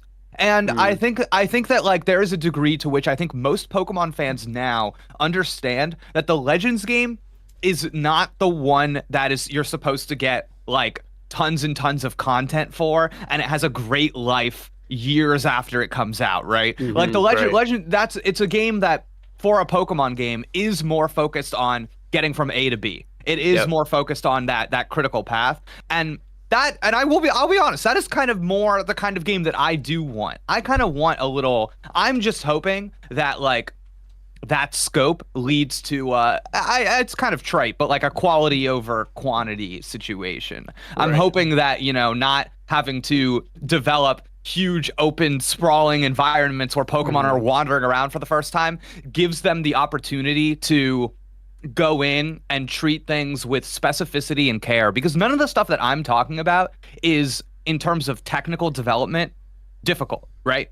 It's just like quest lines and moments and so I'm hoping, especially since now this will be, you know, however many big 3D games we've had on the Switch, I'm hoping that those development tools are at a place and their staff is at a place that they can go in, take all of this stuff that's already been made and say, okay, we can do this. It's more filling in with what we want to fill in than it is starting from scratch, which I do feel that Scarlet and Violet and Legends Arceus in a way were ambitious in how much they probably did have to start from scratch. Yeah, you know? And I think also like I think a huge issue that plagues at least Scarlet and Violet is when a game is made to be open world and it's not as immersive, right?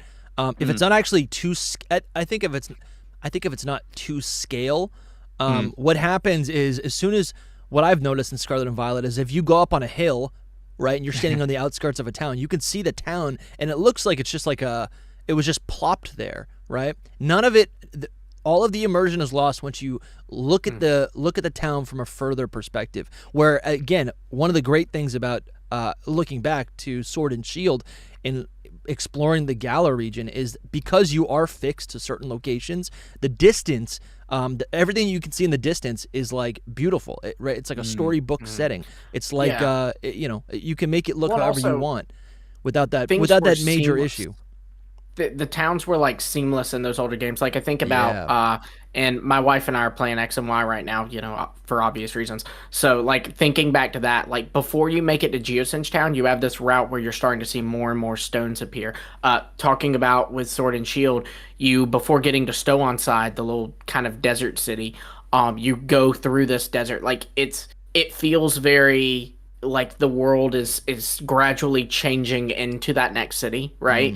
Whereas, like you said, you hit it perfectly with Scarlet and Violet. A lot of their towns just feel like they're just plopped right there. Like there's no transition into that city. It's just kind of you're just walking through the desert, and then a water oasis right here in the city. You're sensing the assets, right? You're sensing the existence of assets that were put in a spot, and I actually think that a big culprit of that is when a game doesn't have a solid, tangible, or strong enough art direction. And I wonder how much of Scarlet and Violet's visual issues are due to the fact that, like, I think out of maybe all of the games on Switch, it has the weakest art direction. Yeah.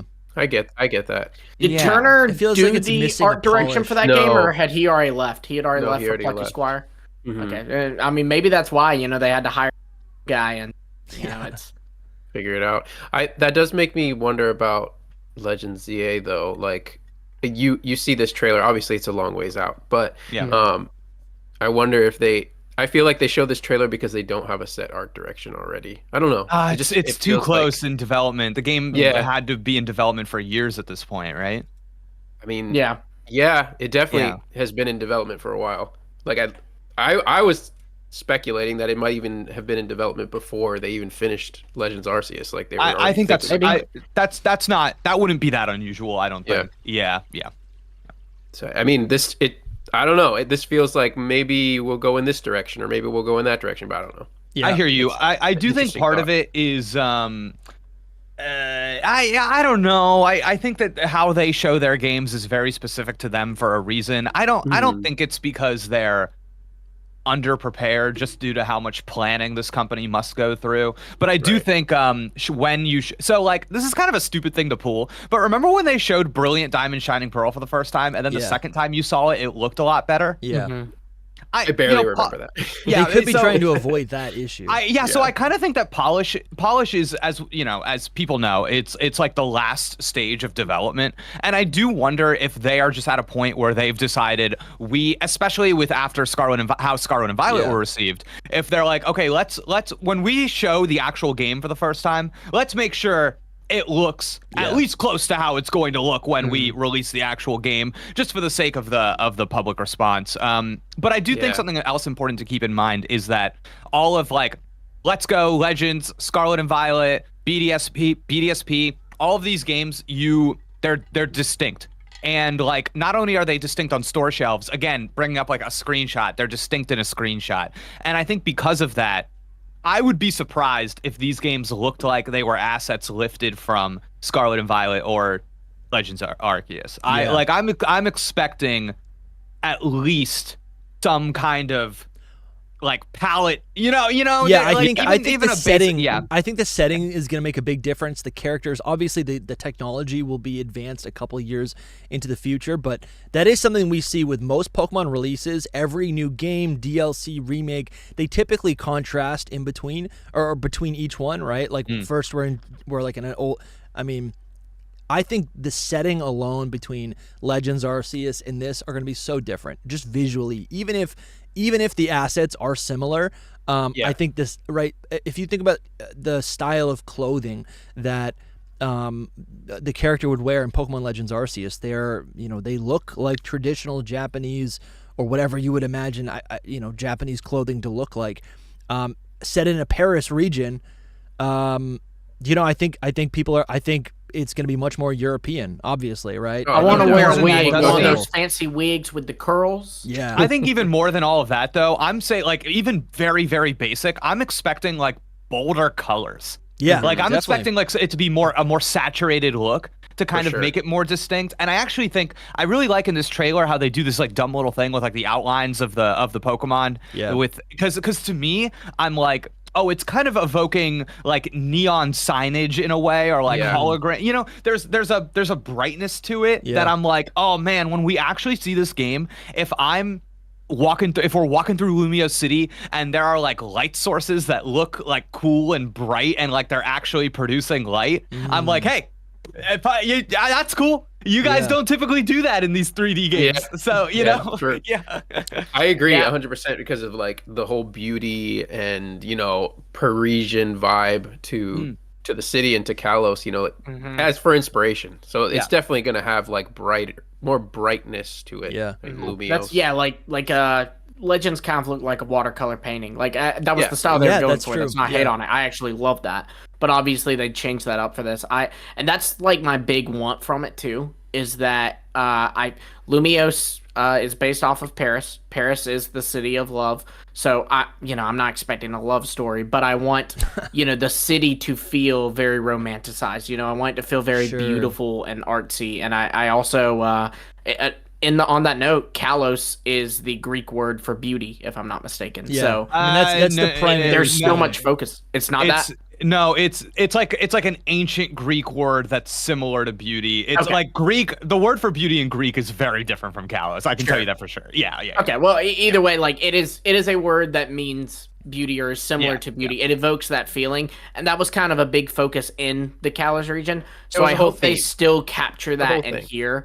Like there's things, Lumiose City was very much a city. I hope they add some botanical gardens. They add, you always see those those looks where it's like someone from their balcony takes a picture of the Eiffel Tower and it's just this beautiful scenery, things like that. I hope there's those things. I don't know if you watched Loxton's video on it, but apparently if this takes place in the time frame, the 1800s, whenever they were rebuilding Paris or whatever. The Haussmannization, whatever that was. Who was that? Like Georges?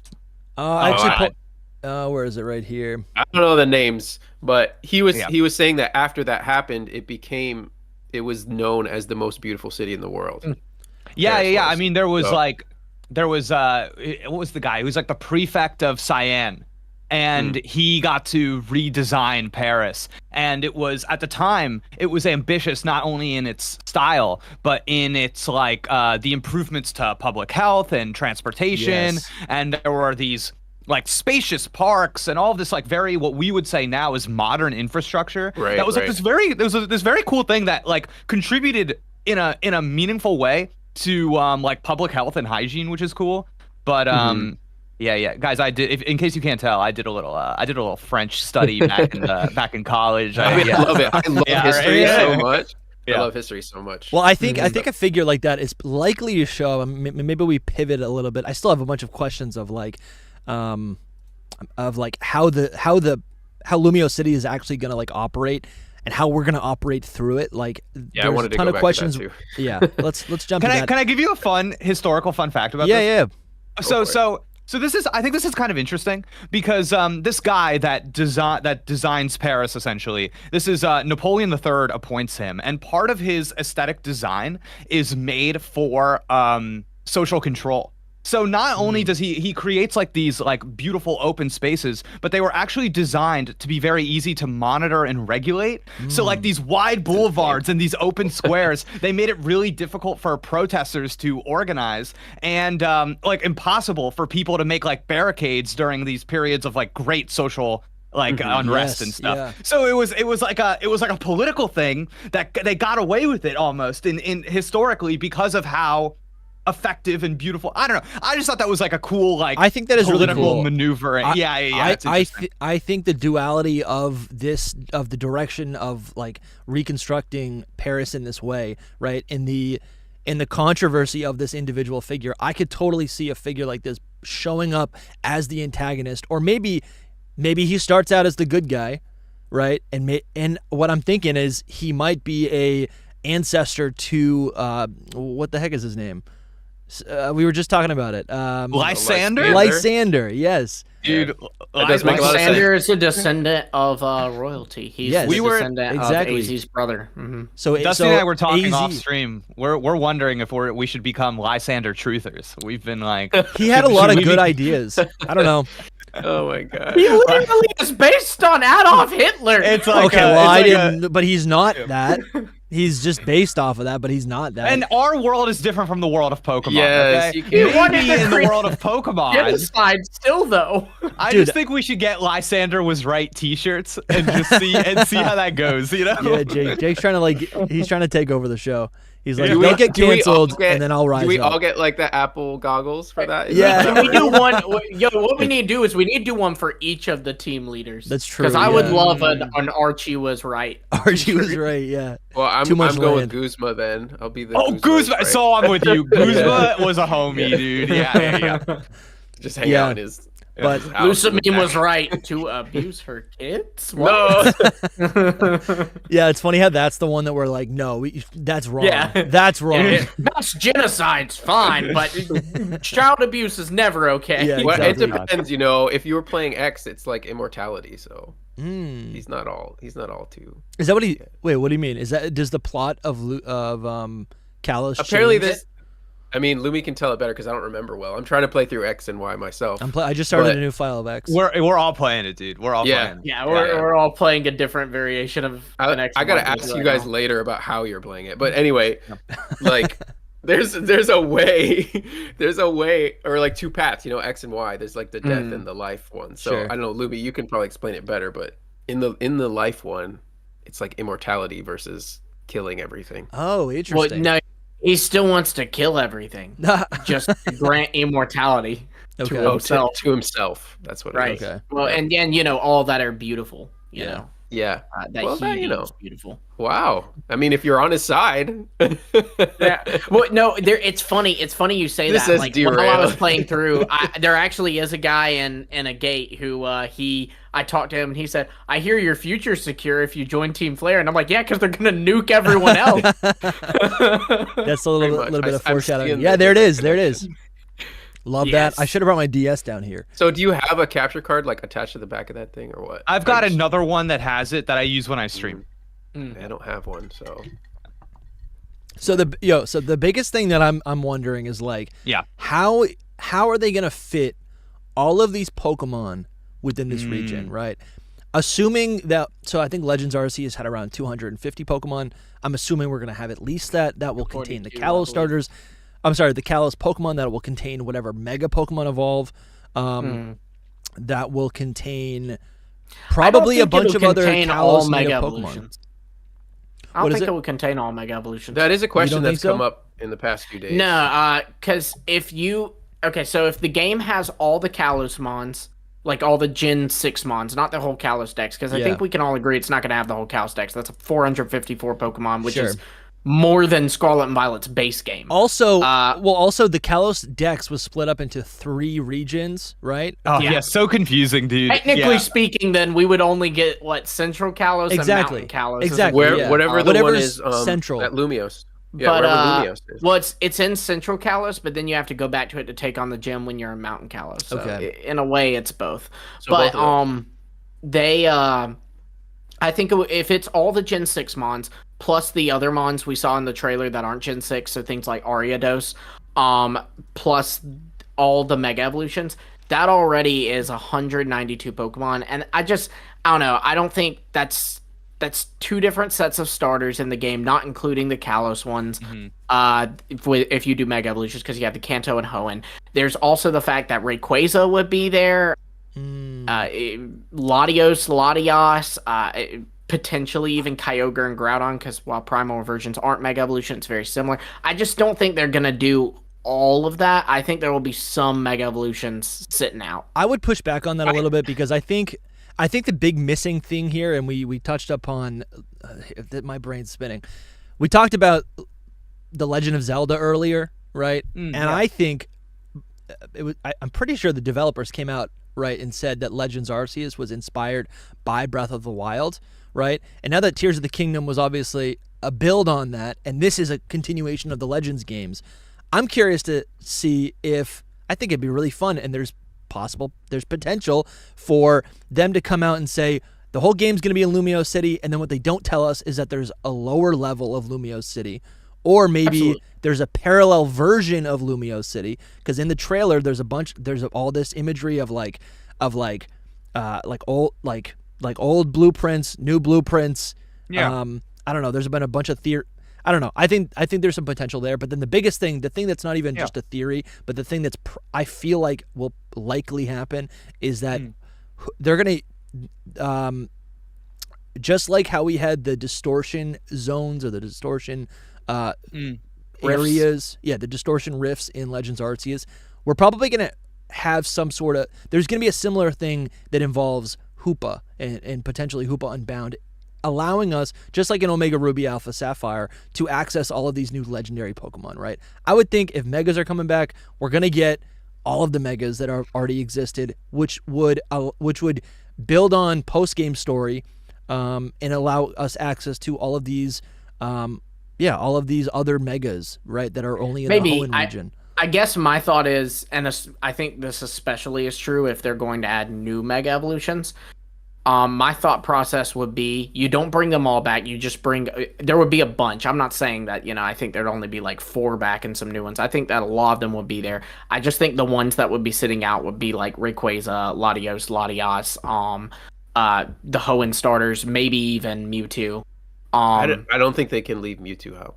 That's another huge one thing. I'm a little more shaky on. But that's another weird thing, because like if Mewtwo is a Pokemon that was, I guess, canonically invented or whatever 40 years ago, this game takes place 150 years ago or whatever. There's clearly going to be some kind of time travel. Yeah, I mean, and for the record, we can get into that in a moment too. But I think that if they do have new Mega Evolutions, it's very likely that the next game after Legends ZA, which I think we all imagine is Gen 10, I think would bring back Mega Evolutions as well, and so you would see the rest of them there. So like the Hoenn starters are transferable in, and you can get your Septilite in that game, Mega Evolve it. It's a big topic. I think I agree with what you're saying about the legendary specifically, like Rayquaza and Kyogre and Groudon, because when you look back at PLA, and I know we talked about earlier that it's not, you can't take everything from that and bring it into this game, but that game only had Sinnoh Pokemon, and I know Sinnoh has a bunch of legendaries. That's the thing. So Kalos doesn't.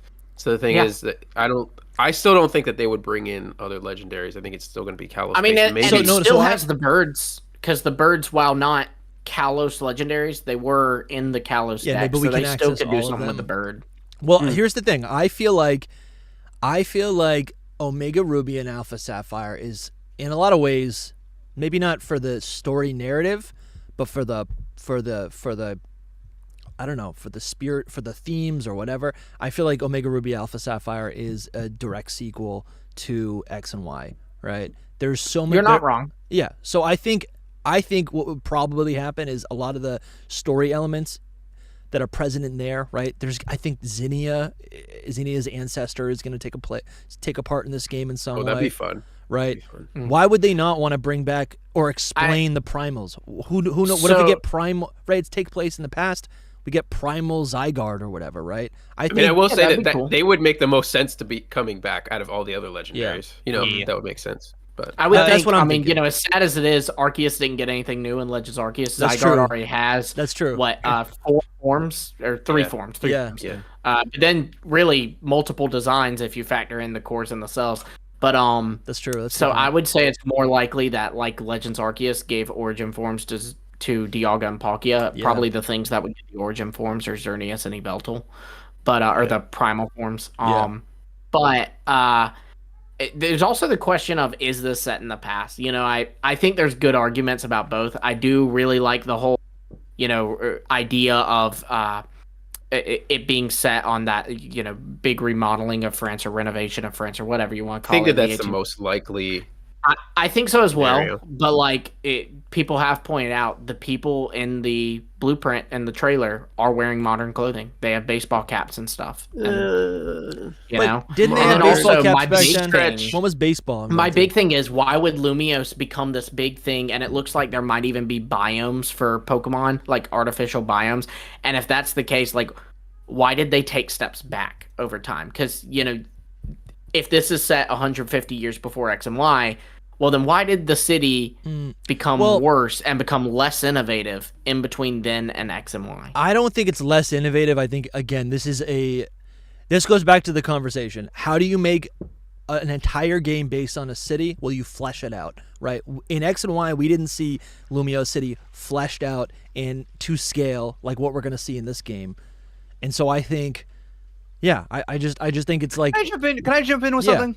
Yeah, I'm thinking about this, and I think one thing that might be something good to practice is divorcing the Lumiose of X and Y from the Lumiose of this Legends game. Just because I feel like Hisui is, and that whole thing, like, were we even in the same? Yeah, it's so different. It's like a different universe. It's like we're in the multiverse. So I feel like it's too.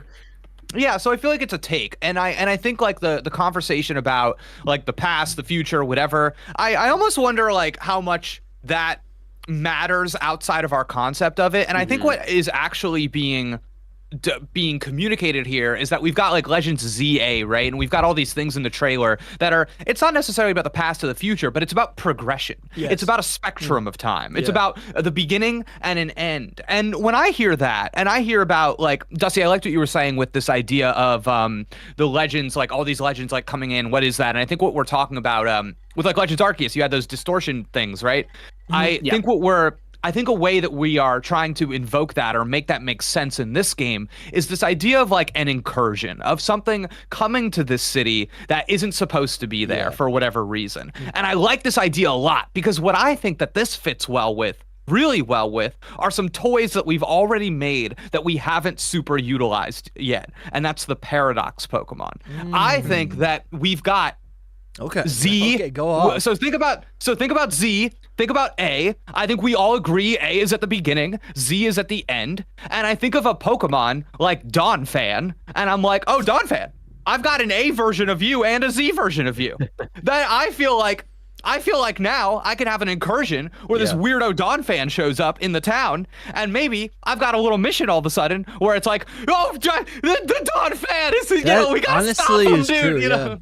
Like, would they want to incorporate the Paradox Pokemon in a different way? Kind of like how the Ultra Beasts just kind of randomly show up, right?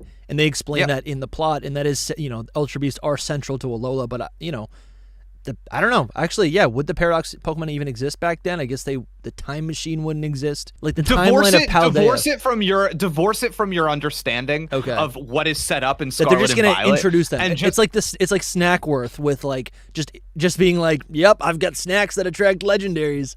Like that doesn't really make sense with the other. Here's games. some fish sticks. Go catch a Zekrom.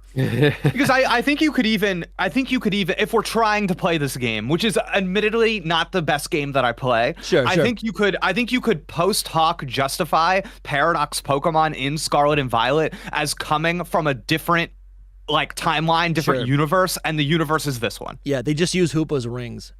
Yeah, you know what I mean? Like they just appear. We have access to them. I like that. I think you could write it any way to make it make sense. Yeah. You know what I mean? That's how it always is. Exactly. You can always do that. But the thing that stands out to me is just the spectrum, right? Yeah. Is that there's the beginning and the end, and I feel like we made these toys in Scarlet and Violet, and I'm like, oh my god. You are symbolically showing me a beginning and an end for these Pokemon, So I definitely see something in that, especially because this is still a Gen 9 game. Yes. I think that the theming should still be there, even if it's not directly connected. The theming of it should be in it. Yeah, to me personally, I don't know if they will, but no, I mean, I think that's valid. You kind of see that with Legends too. Like there was a lot of like the themes of like valor. Right, like that was a big theme in Sword and Shield, like that these dogs are kind of left behind, and all, and you kind of have a similar thing with Kamado trying to be like he's trying to be a hero for his people, but he's ultimately like kind of dooming them. Yeah, that's cool. But I do think my bold prediction about these games right now, and at the end of the day, these are all like wild predictions, right? Because we don't even have gameplay. We know nothing. Like it's just exciting. Even they've said you'll be taking a part in the like urban redevelopment of Lumiose. To be honest, that's probably not even the plot. That is probably like the setting or the exposition, right? Like no different than how in Legends Arceus you are a member of the Survey Corps. Yeah. That doesn't really. That's not why we love the games. Plot. Right. That's and that's not even the plot of the game, really. That's just kind of the exposition for it. But I think that just looking at how the blueprints keep changing, looking at the fact that, we've talked about how that Talonflame devolves as it goes around the tower. I think that there's a good chance that we will be in the future or present, and that we will go back. And Dusty, like you talked about, there's a parallel Lumiose. I could see us like going, like slipping between a past Lumiose and a present or future Lumiose. And maybe even you're learning the past on how we should progress with this urban redevelopment. Maybe even you're slipping back to a Paris that's based on that redevelopment they tried to do in the 1800s, and you're kind of learning from any mistakes they made or something. I don't know. That's, again, just my wild prediction, but there's a lot. I would love that. Yeah, and it fits with the past and future themes, I feel like. I think, but absolutely. But to not, like, we do have a guest here today, to not dive too deep into and like gonna kind of go down the rabbit hole of like what might be. If we were to just look at the like, what does ZA mean? Z is the end, A is the beginning, right? Is Zygarde the end? Does Zygarde destroy something? No, it's probably this urban development plan. We're probably thinking we're doing something that's good, but it's actually bad for the environment. Then Zygarde becomes our antagonist because they're actually trying to save the ecosystem, right? And A is that new beginning, whatever that might be. I think that's kind of, if we were to just distill it down to what the plot of this game is probably going to be, that's kind of how I'm seeing it. Zygarde's going to be the big bad. They're going to use all their different forms. We're going to be playing through the game, collecting all these new Pokemon, bringing them into Lumiose City. And then there's going to be a big face-off, right? And that also, other creators have done it, but there are a lot of real-world parallels that they could probably be taking to create this game. But let's refocus a little bit. Like I said, I do want to talk about how these Pokemon... Well, actually, here's one more idea. I think what's really special, what could be really special about this game, is the fact that... Here, where's the screenshot? Right? So if there's a little building down here, and we're like 1/20th of the height of this building, like this is a big playground, right? And I think baby. I think what's really exciting is if we're able to see Lumiose City and experience this entire game in this one city, what that tells me is that in this playable version of Lumiose City, right, in this universe, in this timeline, there's an entire, like, what does the rest of Kalos look like that we'll never get to see? What does Kanto What does Kanto look like, right? Imagine playing Kanto and it's not top down and it's actually open world like this, like a Celadon city. Imagine how big it can actually be. This is how we've always imagined these places to be. We see them like this in the anime, but they're never like this in the games. This is so exciting. I do also wonder, like, if there will be, like, if the routes, the areas outside of the city will be included. Because, like, if you look at one area, it's like a topiary garden and it feels like Lumiose City. The next area is a skate park. Could very well be part of Lumiose City. Oh, the areas around Lumiose City is literally the next area is literally called the Lumiose Badlands and is home to the Lumiose power plant that powers Lumiose City. Then right after that, you have a playground that is could easily be a part of Lumiose. It's like a little park that's and this is all in the 3DS game, you're saying? Yes. Yeah. And I think what's important there is that the entire game takes place in a spot we are calling Lumiose City. Exactly. It's not, you know what I mean? It's like it's so much of what's in there is not in the 3DS game. It's a completely new So I see what you're saying, and I think taking a lot of stuff that maybe is iconic in Kalos and folding it into this new version of Lumiose City, especially the stuff that's around. I think that totally makes sense. You Why do think not? that's possible? Right? Yeah. I remember, like, you were saying, Jake, not to call you out, but I do feel like you were saying the opposite maybe a week ago when the game first came out. Because it is Lumiose City. You will not be able to leave. Period. Yes, but it's not. Yeah, but it's not the. You're not leaving the city, okay? You're not going to route whatever the heck. Yeah. Those areas are just part of it. And people keep floating that to me. They're like, oh no, you'll probably get to leave a little bit. And I'm like, dog. They told us two things about this game. One of them is the title. The other one is that you're not leaving the city. Can we go back to Paldea? Paldea post game. Yeah. Probably will take the train station at Lumio City to go to Paldea, I'm sure. Yeah. Oh my God. Absolute crazy. So yeah. What I'm saying is that you will not leave the city, but what's in that city could be the stuff that you're saying, like, Right. would normally be outside the city. Yeah. Yes, Right, like yeah, it's that makes literally sense. called the desert route is literally called the Lumios, because the routes had like a second name that wasn't a route. It was like Brunway, whatever. The desert is literally called Lumios Badland, and it's home to That's the gotta be Lumios involved, power yeah. plant that powers Lumio City. And like the it's run by Clement and everything. Yeah, you and that know? power plant was one of the biggest, like, Easter eggs, like, desirable content that was just kind of, like, left out of the region. When X and Y came out, the power plant, that's what people wanted to get access to. There's There's door. some connections to Volcanion there. Exactly, as well. right? And these are the legends. I think people These are are the ignoring, legends. guys. Yeah, I think something else people are ignoring here too is that we see the blueprint of this city, right? And we see like this visualization of it. But I think it's important to note that we don't actually see the city. And there is nothing in this game that tells me when I turn it on and play it for the first time, what if I'm just in an open field? Yeah, no, I've thought that as well. Sure. I've thought Yeah, that. there's like Central Park in New York. I was gonna say this earlier though. No, Yeah. like I would say even different than that, Lumi. Like we see the city at the end, kind of where Dusty said that, but it doesn't mean that that's where it starts off. We're trying to like redevelop it or whatever. So this could be like the end goal. Yeah, thing. this These is are what blueprints. this is. The, These are yes. blueprints.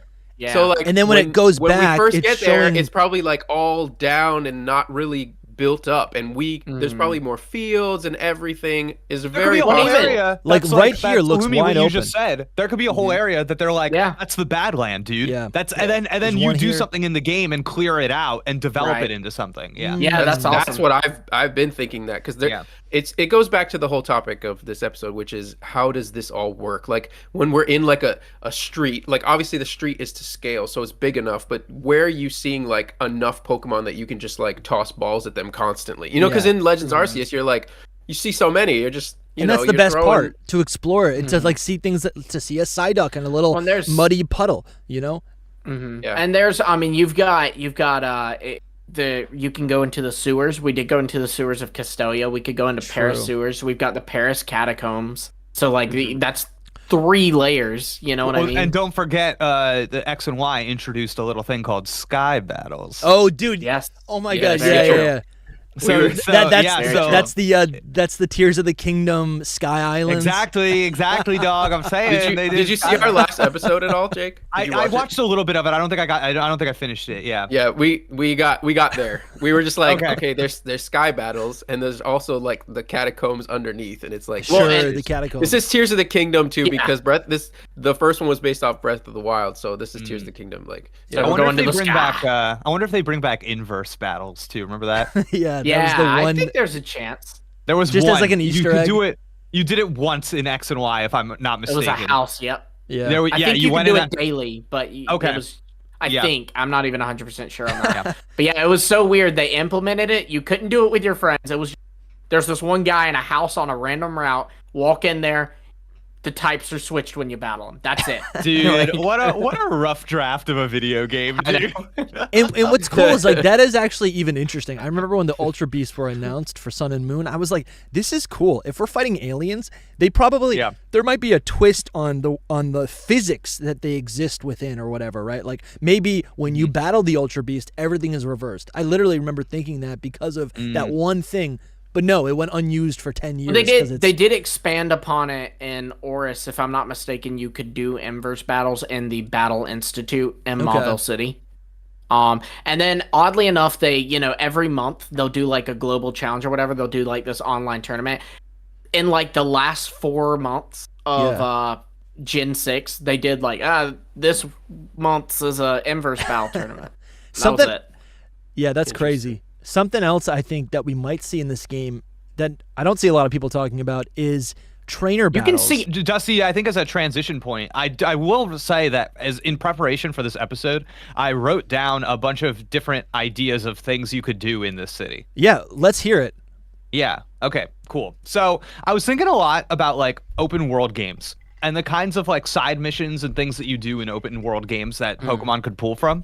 And I think that like one of the cool things about Legends Arceus for me was that it was the first Pokemon game, and maybe I'm wrong about this, but it was the one that for me was like, oh, we're doing side quests in this. Yes. Like, and I thought that was cool, and I was like, oh man, what a nice addition to the world of Pokemon. So I would love to see that iterated upon here, especially since you're in a city. You look at games like the Yakuza series, who all take place like in a city, and one of the big attractions of that game is what they call side stories, and a lot of those are side missions or mini games.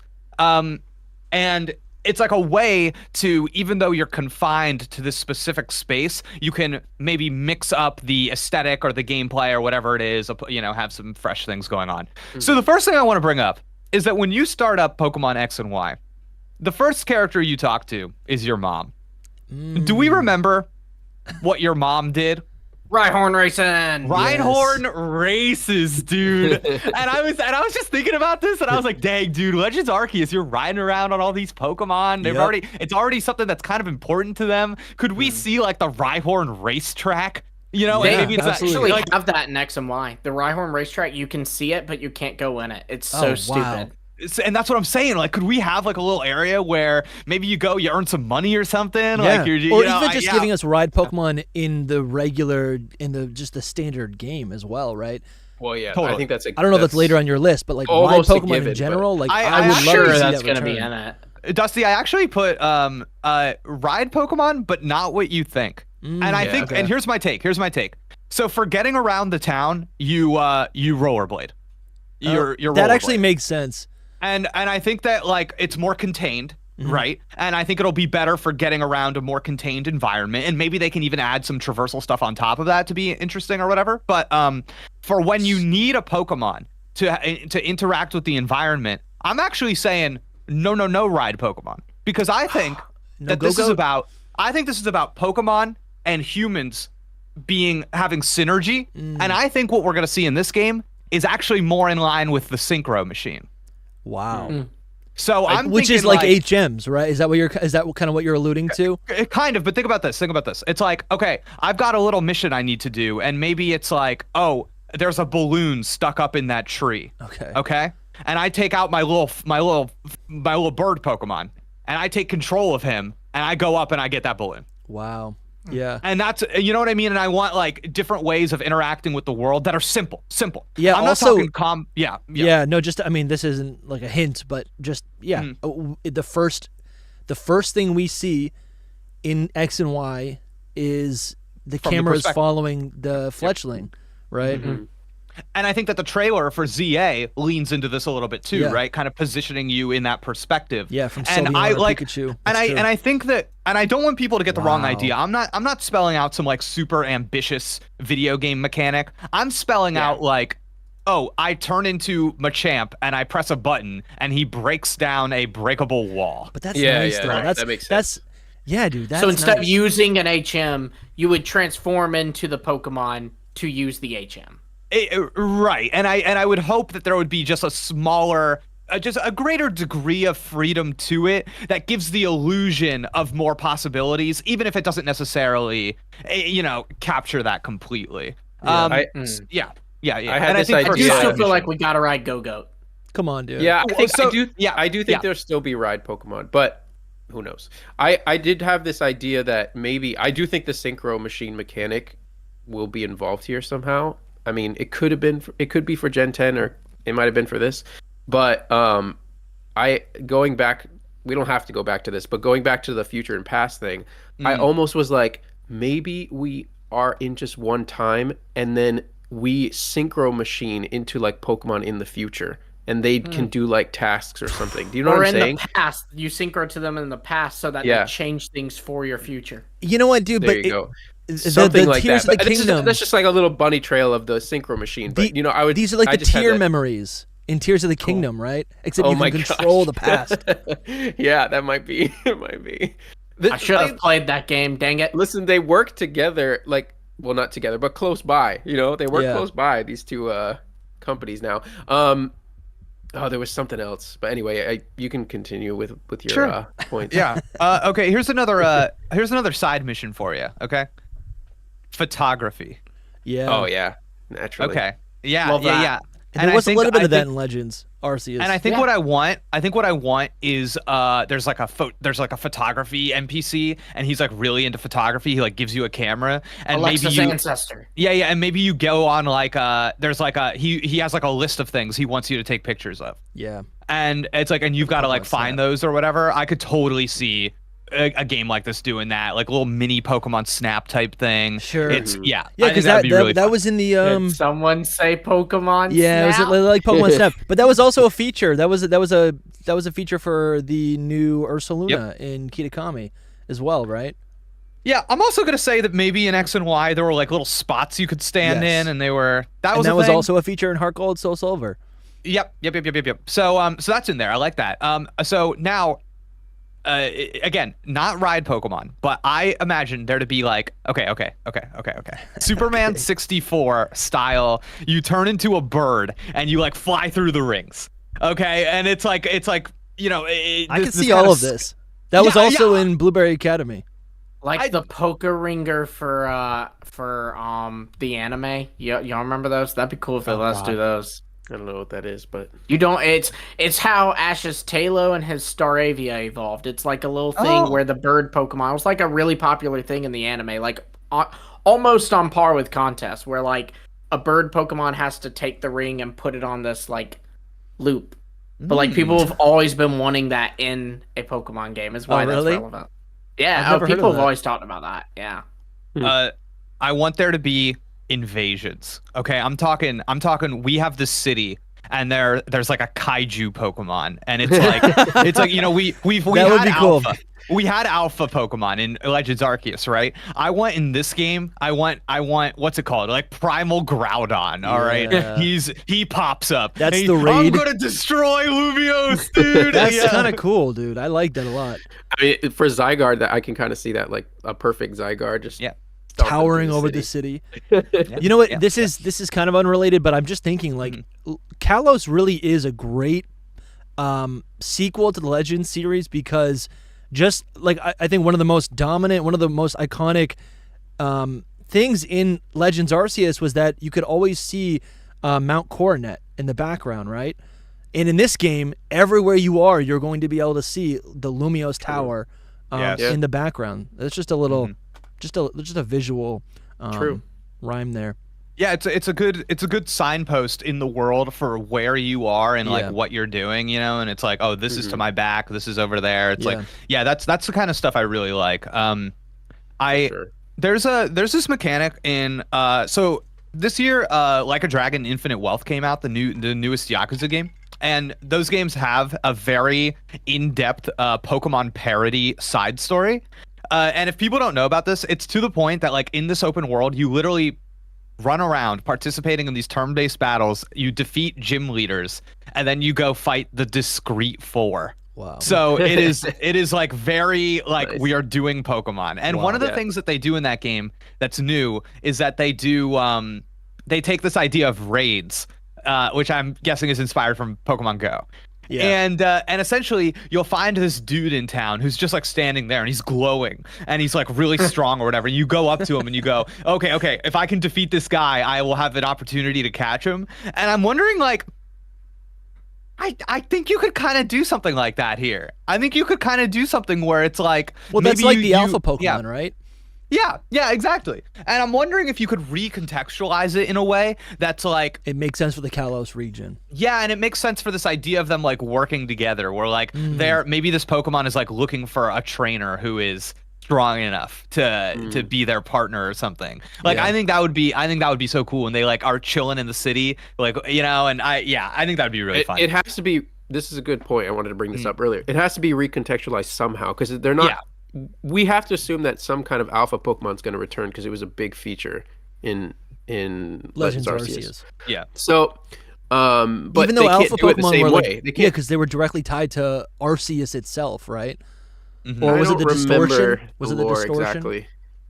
I don't remember why. I think they were just wild and angry. I think they were triggered by something. My guess would be, by the way, is that if we are doing a past future thing, I don't think it's a coincidence that Alpha starts with A, and I think that you will see them in the modern world in a version of them that starts with Z. I know that's stupid, but like that's my take. I don't, yeah. Bingo card it.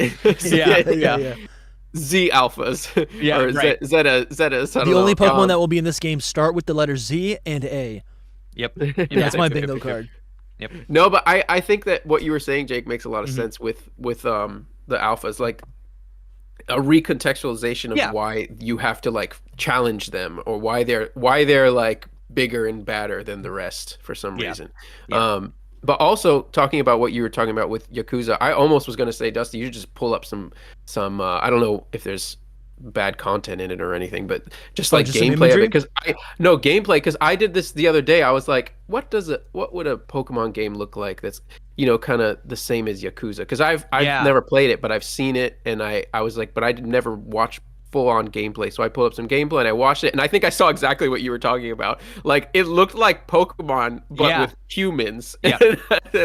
and I was just like, all right, this can work. This can work for Pokemon. Yeah. Like, it felt, I don't know. They're both Japanese, right? Is it a Japanese company that makes them too? So those are they're Sega published games. It's RGG Studio. But yeah, super Japanese games. This was the first one that took place in Hawaii instead of, though you can still go to Japan. So that was kind of cool. That's cool. But yeah, I mean, listen, dude, if they said like, oh, we're gonna take inspiration from like the Yakuza battle system, this is turn-based. Yeah. And has a lot of similarities to Pokemon. One of the things I really like about it is that when you're controlling whoever's about to attack, you have an area in which you can move your player. And like, if I attack somebody and I knock them into like a car or a wall or a trash can, that will actually do extra damage to them, and they'll like fall into it. It's like, it's really cool and dynamic and well done. But really cool game. One of my favorite games of the year. They implemented something like that in X and Y. You had like, you would occasionally in battle see like a sand pile or a tree behind you, and if you use certain moves, you would like get an item bonus from like, oh, your Pokemon knocked down the berries from those trees. Dude, I completely forgot about that. That's cool. All I'm saying is, if it's like this, if it's like this, I'm so happy. Like, it just looks so good. I think it will. I think it can't look. It's not gonna look like X and Y. Like, I think it will look like this. I've never had that idea in my mind. Like, we're talking about 3DS to Switch and completely different. And I love bringing this up too, because I think something that gets overlooked sometimes is that there is kind of something happening in Japanese video games right now where these long-standing franchises are reinventing themselves and reinvigorating themselves. The Yakuza series for 20 years was an action-based game, and now it's turn-based. And that change was incredibly successful for them. It reinvigorated the franchise, best-selling entries by far. And you see something like Final Fantasy VII Remake and now Rebirth, who long-standing franchise reinvented themselves with a new combat system. You see stuff like the Persona franchise and even Zelda, reinventing themselves. And you have to wonder if on some level there is some inspiration happening. If there are, these games are inspiring other games. These people work in close proximity to each other. And if we are on the precipice of a Pokemon game that is influenced or inspired by Final Fantasy VII Remake or Yakuza Like a Dragon, oh my God, because those games have good ideas, dude. Yeah. Really good ideas. Yeah. Is this available on Switch? I think yes. No. Okay, great. I'll watch a Let's Play. It's so good, though.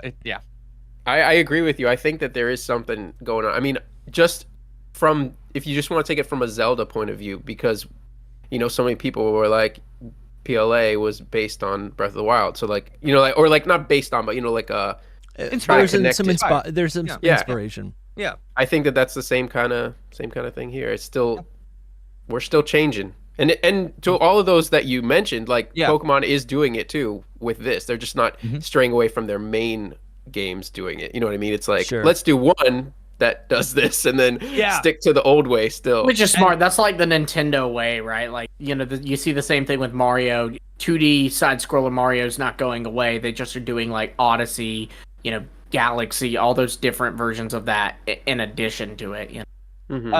And I think while we're talking about inspiration, another game I want to pull from here is the Persona series. I think famous for having a mechanic called social links.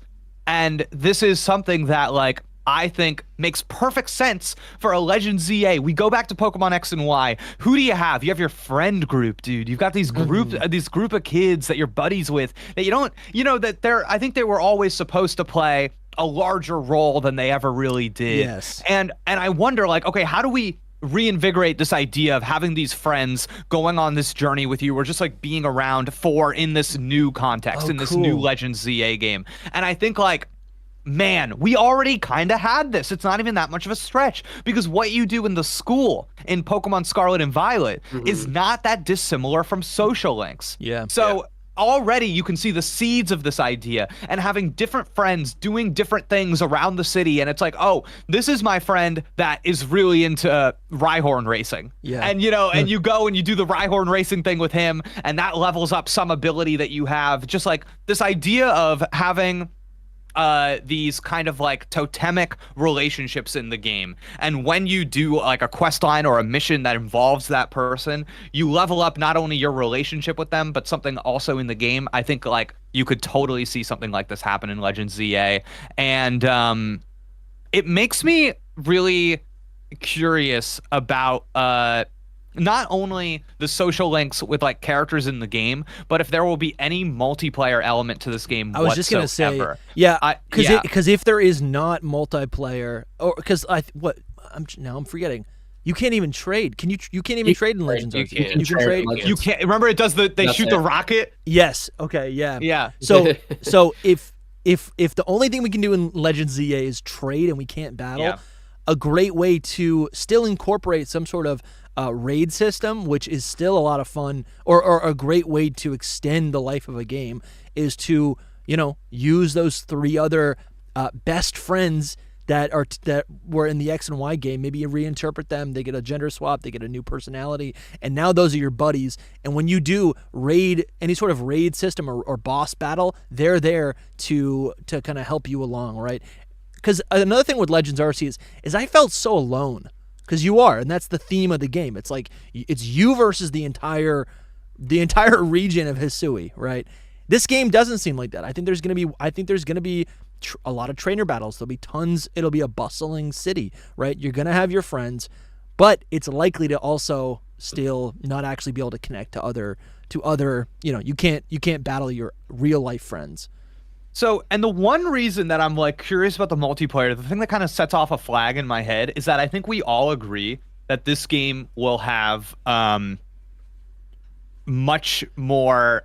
The clothing options will be enhanced from Scarlet and Violet, and I almost anything can be more. Well, yeah, and I almost think that this game explains why the clothing options in Scarlet and Violet were so limited, because now it will be a marketing point in this game. They do that stuff all the time. It's so true. And I get it, because I think something that the Pokemon Company does that people don't realize they want is you know how they get criticized all the time for like introducing a gimmick or a mechanic and then taking it away?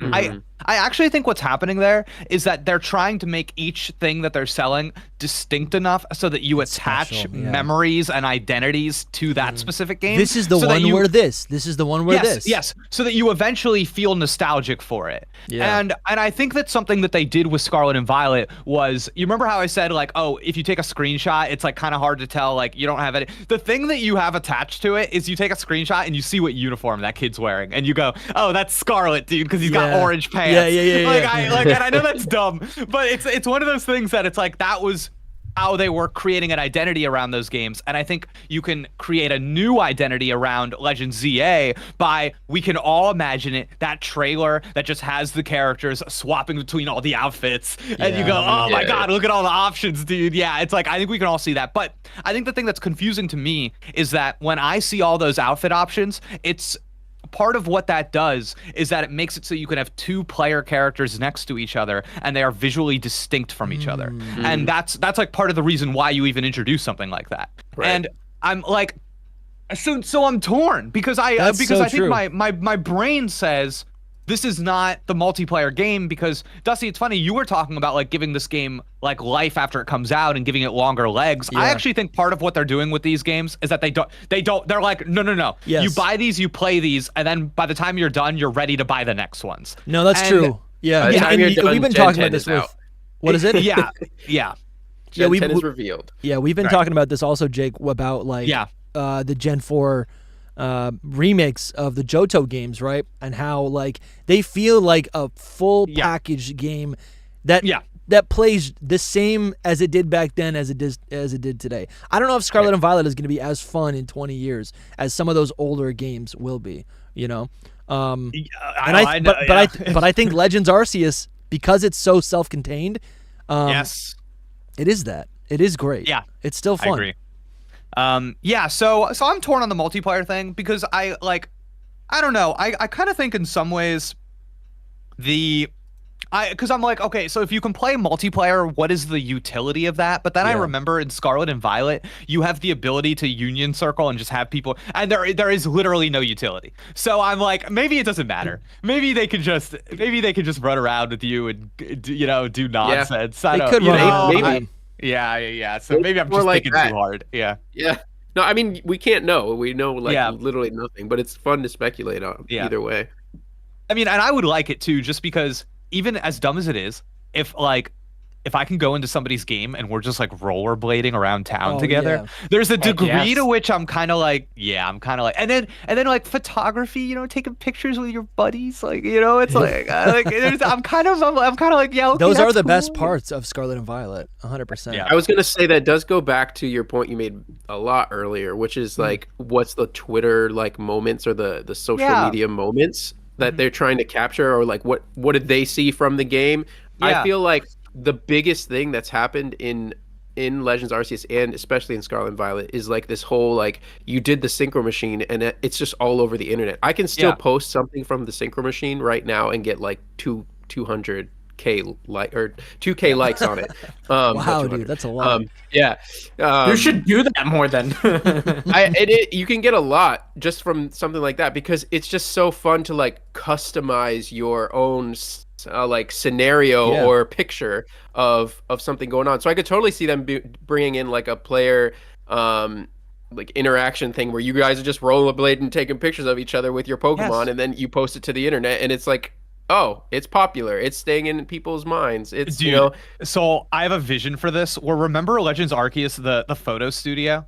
Yeah, I forgot that was there. Legends ZA, little short movie studio. Yeah, well, there was. It's that next and Y. Yeah, that's what I'm saying, guys. I know. So we make little scenes, post them on. You have a degree of control over your little Pokemon. You can, I think it makes sense. I think that does. I think they're going in that direction either way because like not like Mario Maker, but like that people are making their own things that happen. I mean, I think it's very popular right now. Cool. I just hope, this is such a stupid request, I admit, but I just hope that like in Legends, I can send all my Pokemon out at once. Yes. That is my I'm taking that as a default. That is a sweet treat. That is a sweet treat. That's so I'm glad I'm not the only one. Yes. It goes back to what Jake was saying about like what were the most successful things about it too. And that I think this is where it started, was in Legends really. And I mean, I guess Poke-Me or whatever it's called, X and Y is where it really started. But here it's like, oh, this is where the like I can take a picture of all my Pokemon at once thing started. And I love that you can take a picture with your team. Jake, this is the same exact feeling that you get in Heart Gold when you take a picture with your whole team. You can't do that in any other game. It's Legends Arceus, and it's Heart Gold. Dude, in my Heart Gold stream, when I got to that point, I had no idea what was going to happen. And they took a picture of my team, and all the little pixel guys showed up next to me. I like had an emotional break. I could not believe it. It was shocking. It was so cool. It is a great feeling. It's a great feeling. Oh my god! And in Legends Arceus, I feel like it was so cool because it was the rare time where everybody was like they were to scale, right? And that was cool to see them all next to each other in a way that felt like tangible. It was oh god, yeah, no, but this took me down seeing them all next to each other. It is great. It's a great feature. Really good. Yeah. Is there anything else on your list? Oh yeah. Okay. So just to knock through a couple of things. I think like fetch quests and delivery quests. Sign me up, dude. Yeah. Go from this part of the city to that part. Like even if it's something like, dude, give me. I want to be the LumiosePost. Yeah. And I was thinking, I want to deliver a pizza, and I'm like, because I could see like I've got the skates on. Yeah. And And you're just going off. They have some sort of like DoorDash equivalent. It's like the Yeah. And there's like a mini game in the new Yakuza game, the new Like a Dragon game, that is like a you're doing like an Uber Eats mini game, and it is. I got obsessed with it. It is so fun. You're on like a bike. It's great. So yeah, fetch quests, delivery quests. I think like hunts would be cool if it was like dude, they tell you what you need to capture.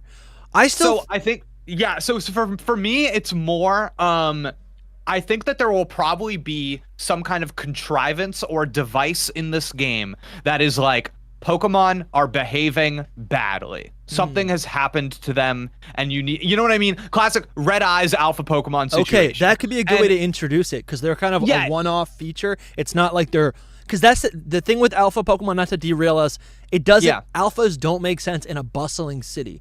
Right? Exactly. Because they would just be rampaging the whole city.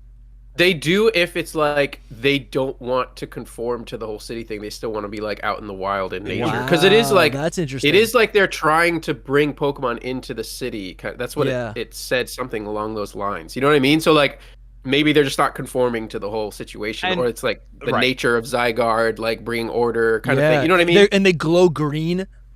That's okay. That's kind of what I was imagining. It's like it has a Z name, and it's like, oh, they've got like the influence of. And imagine like you take down one of these, like Z Pokemon, and you get like a little piece of Zygarde, dude. You get like a little. You defeat one, and you get a cell. You get his little percentage, and it goes up, and I'm like, oh yeah, I got that puppy. But like, it would be so cool if there was like a little event that happened, and you talk to somebody, and they're like, dude, over in the northwest side of Lumiose, there's this, Zuzu Gengar, and Zuzu Gengar is like terrorizing the people. And you run over, and you see Zuzu Gengar, he's like glowing angry, green, it's sticking its tongue out. Yeah. And then maybe you do like it's like a raid battle or something, and it's like you said, Mega evolves. Yeah, you got your buddies, and they're in the battle with you too, and it's like, oh yeah, or something like that. But it could be anything. It could be like in Legends Arceus, how you're throwing the lunch boxes at them or whatever it was, and you're So so stuff like that, because now in a city, that the context of that is so much cooler for me, and it's like, oh my god, I've got roller skates and I'm moving. I'm like, I'm ducking around stuff. It's like, I think that could be really cool. Before we continue, and I do want to just give a huge shout out to everyone, all of the new people and viewers, listeners who have decided to subscribe, but then also support us financially. Over this last week, we got so many new people just like leaving comments and people who have joined the community. So I'm just thrilled to see all the new faces. This year is going to be so much fun. And then, we also want to give a special shout out to our Patreon supporters and our YouTube channel members. Yeah, so obviously we gotta shout out our supporters in the mythical tier. SEH Art Gold, Trash Panda, Rhinestole, Case Con, Brandon, and Candace Wendy's. Then a special shout out to our Arceus tier supporter, Vinay Purum. And then if I can get a drum roll, please, because we have what else can we do it? Game Freak Inc. tier supporters. Dude, Masuda's in the house. And Bramtastic. Say it one more time. And Bramtastic. Say it one more time. Go get him, Bramtastic. Dude, appreciate you guys so much. Thank you so much for the support. Rock. We love you guys. We really appreciate it. You guys are gonna get us through these slow months. This is great. We're thrilled to see the community growing. We appreciate you guys so much. If you want to support and get access to our archive of Secret Power bonus episodes, if you want to get access to our secret Discord server, there's a link in the description. And appreciate it. Appreciate you guys. Hype. Thank y'all. I've been saying a lot about mini games in this, and I really do just hope, like, I would love to see Pokemon throw it back with mini games. Like, I know we don't really do this anymore, but remember like the gambling mini games, dude? Remember those in the old ones? I know we don't. And I love gambling. I know why. I know why we don't do that anymore, and I get it. But it'd be cool. It'd be cool if they figured out a way. If they figured out a way to kind of make something work. They have added mini games in recent years. The Voltorb game. Voltorb Flip. Jake's really good at that, by the way. Dude, I'm a Voltorb Flip savant. You heard it here first. Yeah. But he learned 1 week ago, but he has like 1,000 coins. Prodigy. Prodigy.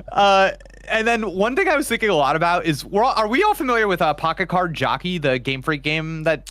I've heard of the horse race thing. The little horse racing one? Yeah. I was like, dog, because Sega does this in Like a Dragon in the Yakuza games. Could you imagine? It's straight up just Pocket Card Jockey, but it's Rhyhorn racing. Yeah. I see it. I see the vision. I see it. Could you imagine, dude? They just throw it in there. That would be fun. Yeah, I could totally see that. They could do it. They have the means to do it. Yeah. Then I think that would be unleashed, dude. That would be unleashed. It's pretty cute. There were more. I don't want to spoil X and Y for you if you haven't fully played it, but there are other ride Pokemon beyond just Rhyhorn. So they could do that. Rhyhorn was specific to the racing. But they could do that with Gogoat, and they could do Mamoswine, and yeah, that's true. You're right. The Rhyhorn racing. I mean, I think the way you do it is like different tiers of the race. There's like the easy one, and it starts off as like one type of Pokemon, but then maybe it's like, they get faster or some shit. You know, I think there are ways to do it. But my last thing here.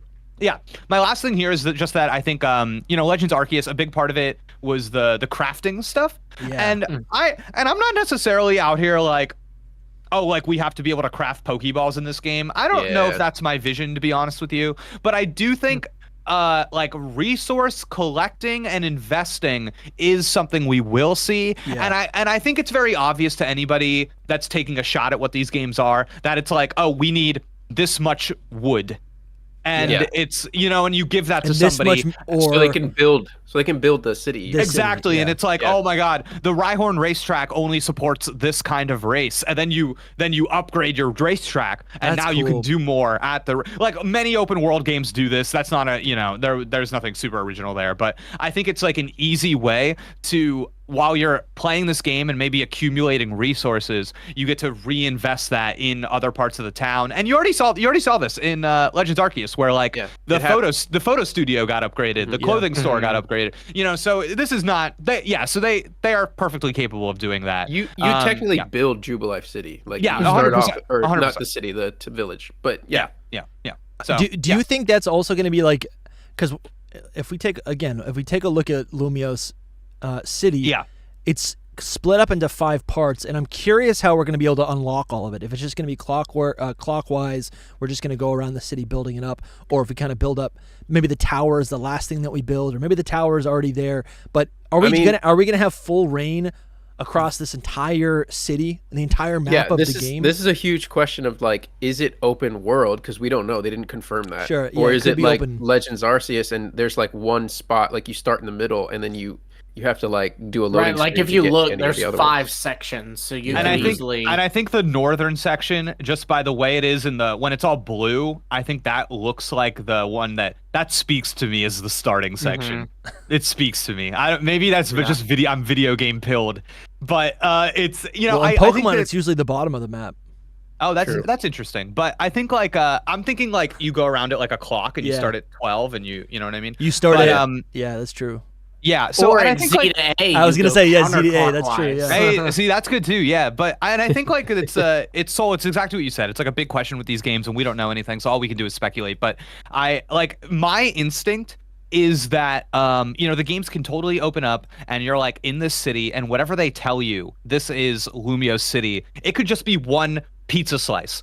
And we're expanding it to the other pizza slices, and that will all be Lumiose City by the end of the game. That's true. That's one way to think about it. But I think the thing that calls to me the most is the question you asked, where is this open world like Scarlet and Violet was? And in my smooth brain, there's a part of me that says, man, they did a lot of marketing with Scarlet and Violet being like, this is our first real open world game. Open world. Like they said it over and over and over again. And I'm like, man, are they ready to give that up? Are they ready to say, here's the next one? And I don't know. Part of me thinks no. I also feel like they would have said it because, like you said, it's a big marketing point. You know, the very first thing they said, the next open world adventure in Pokemon is Scarlet and Violet, but they didn't say open world here, so that might be a sign. I see it as this might be a Legends thing, and that they're going to still continue with open world in Generation 10. Do you know what I mean? Like, I think could get that. Yeah. I don't think they are giving it up. There's a separation between these products. Yeah, because you're right. I think they would have said it. Well, here's the thing: we're looking at this map. I just did it. We're looking at this map and we're seeing the canals, and we're like, oh, that must be how the pizza's divided. But actually, those divides are where water's flowing through, and that's where I really hope they don't divide it like that. Because I do want to go see the water. I want to be able to be hanging out at the water there, instead of oh, if you cross this, it's like you go to the next side. I just don't think there's going to be zones. I just don't think they're going to make you loading screen. It doesn't make sense to me. That's the only difference anyway. It's really it's going to be open world. It's just like a loading screen to get to each one. Yeah. That's because you go to the middle and you're by the Eiffel Tower thing or whatever. What do you see? That's true. What does that? You know what I mean? You just take 10 steps and then load into a. It X and Y player. Really. Yeah, let me pull that up. X and Y players do spend a lot of time in Lumiose. Now don't save. Remember, don't save when you're there. Don't. Yeah. Never save. That's a huge point, though. Hopefully they fixed that for this game. Look at this is the original promotional art for X and Y, and this is what we're going to be experiencing. It's beautiful. I want the Fennekin. So I just don't think you're gonna. I just don't see the. I guess I just don't. I think the thing that's gonna make this different, and maybe I'm just dead wrong, is I don't see loading screens happening between these zones and it being like that. Yeah. But I do see the zones being important in a way that's like, oh, I'm going from one to the other in a distinct way, not in like a, not in like a. In the architecture should be different, There'll be one area that has a bunch of colored buildings, right? And then this next area, you are building it up, like I said, and it could be empty, and then it's not, Yeah. There's one big point to it, and that is that what's the progression as well, because the open world thing is you can do anything whenever you want to, but in Legends Arceus, and again we're just looking at that as a reference, but it's like it's linear. You have to progress to each area. So are we progressing to each area here, and then maybe it's open world after that, or you know what I mean, because that would make more sense. So loading screens will only be at the beginning, and then you can be freely move around. But I like the question of progression too, because you need to find what is the mechanical match here. And I think what they've told us is that we're envisioning a world in which the Pokemon and humans are working together and living together symbiotically. So that's where I come in and I say, okay, so to me, the friction there is, here are the Pokemon that are not doing that. Here are the people in the Pokemon that are causing friction, and then that's how side. Exactly, dude. They've been Zygarde killed, and they've been Zuzu'd, and now Zuzu Gengar is terrorizing the Zuzu Gengar. Zuzu Gengar. Yeah. You know how in Trouble Life Village there was the ranch where your Pokemon were, and you could occasionally see your Pokemon on the other side of the fence. Sure, you know what I'm talking about. Like you can see some of your Pokemon in the little bank. Yeah. Right. What if we get to build a zoo, and like the Pokemon we catch are just like you can see some of them in a little zoo. We bought a zoo, some would say. Yeah. I mean, I guess we have to have somewhere to store them, but I don't know. I hope they do like the whole, you could just get them out of your bag like Scarlet Zoo is genius. But I'm just saying, like, if the location that you go visit that they're at is a zoo. Yeah, I get it. Oh my god, I would love that. That's how they become. Yeah. As a former Zoo Tycoon player, I would very much enjoy that. That's the mini game. And then there's different parts, and you can go to like the aquarium part and see your dude. That would be cool. They have that in Animal Crossing too. I love that. Yeah. Oh my god, dude! Different habitats. Yes. And then that'd be cool too. Dream, because you could. Sounds beautiful. But it'd be cool if that was something you could like build too, right? Where this is a dumb pool, so forgive me, but in the mystery dungeon games, before you like befriend a Pokemon, a wild one, you have to get access to their habitat so they have some place to live. And it would be cool if it was like, no, Jake, you can't be out here catching Dinoclops because you don't have the dinosaur. I'm so sorry. I tried to think of a name of a dinosaur Pokemon and none of them came to me. And What's a Dinoclops? I don't know. You know Dinoclops. Did you just leak a new Pokemon? Jake Steinberg. Dinoclops. One-eyed, one-horned. One eye. Yeah. One eye. Iron, Amalra. You know, those are your Kalos ones. One eye, 8 feet, and he's beautiful. Giratina. Yeah.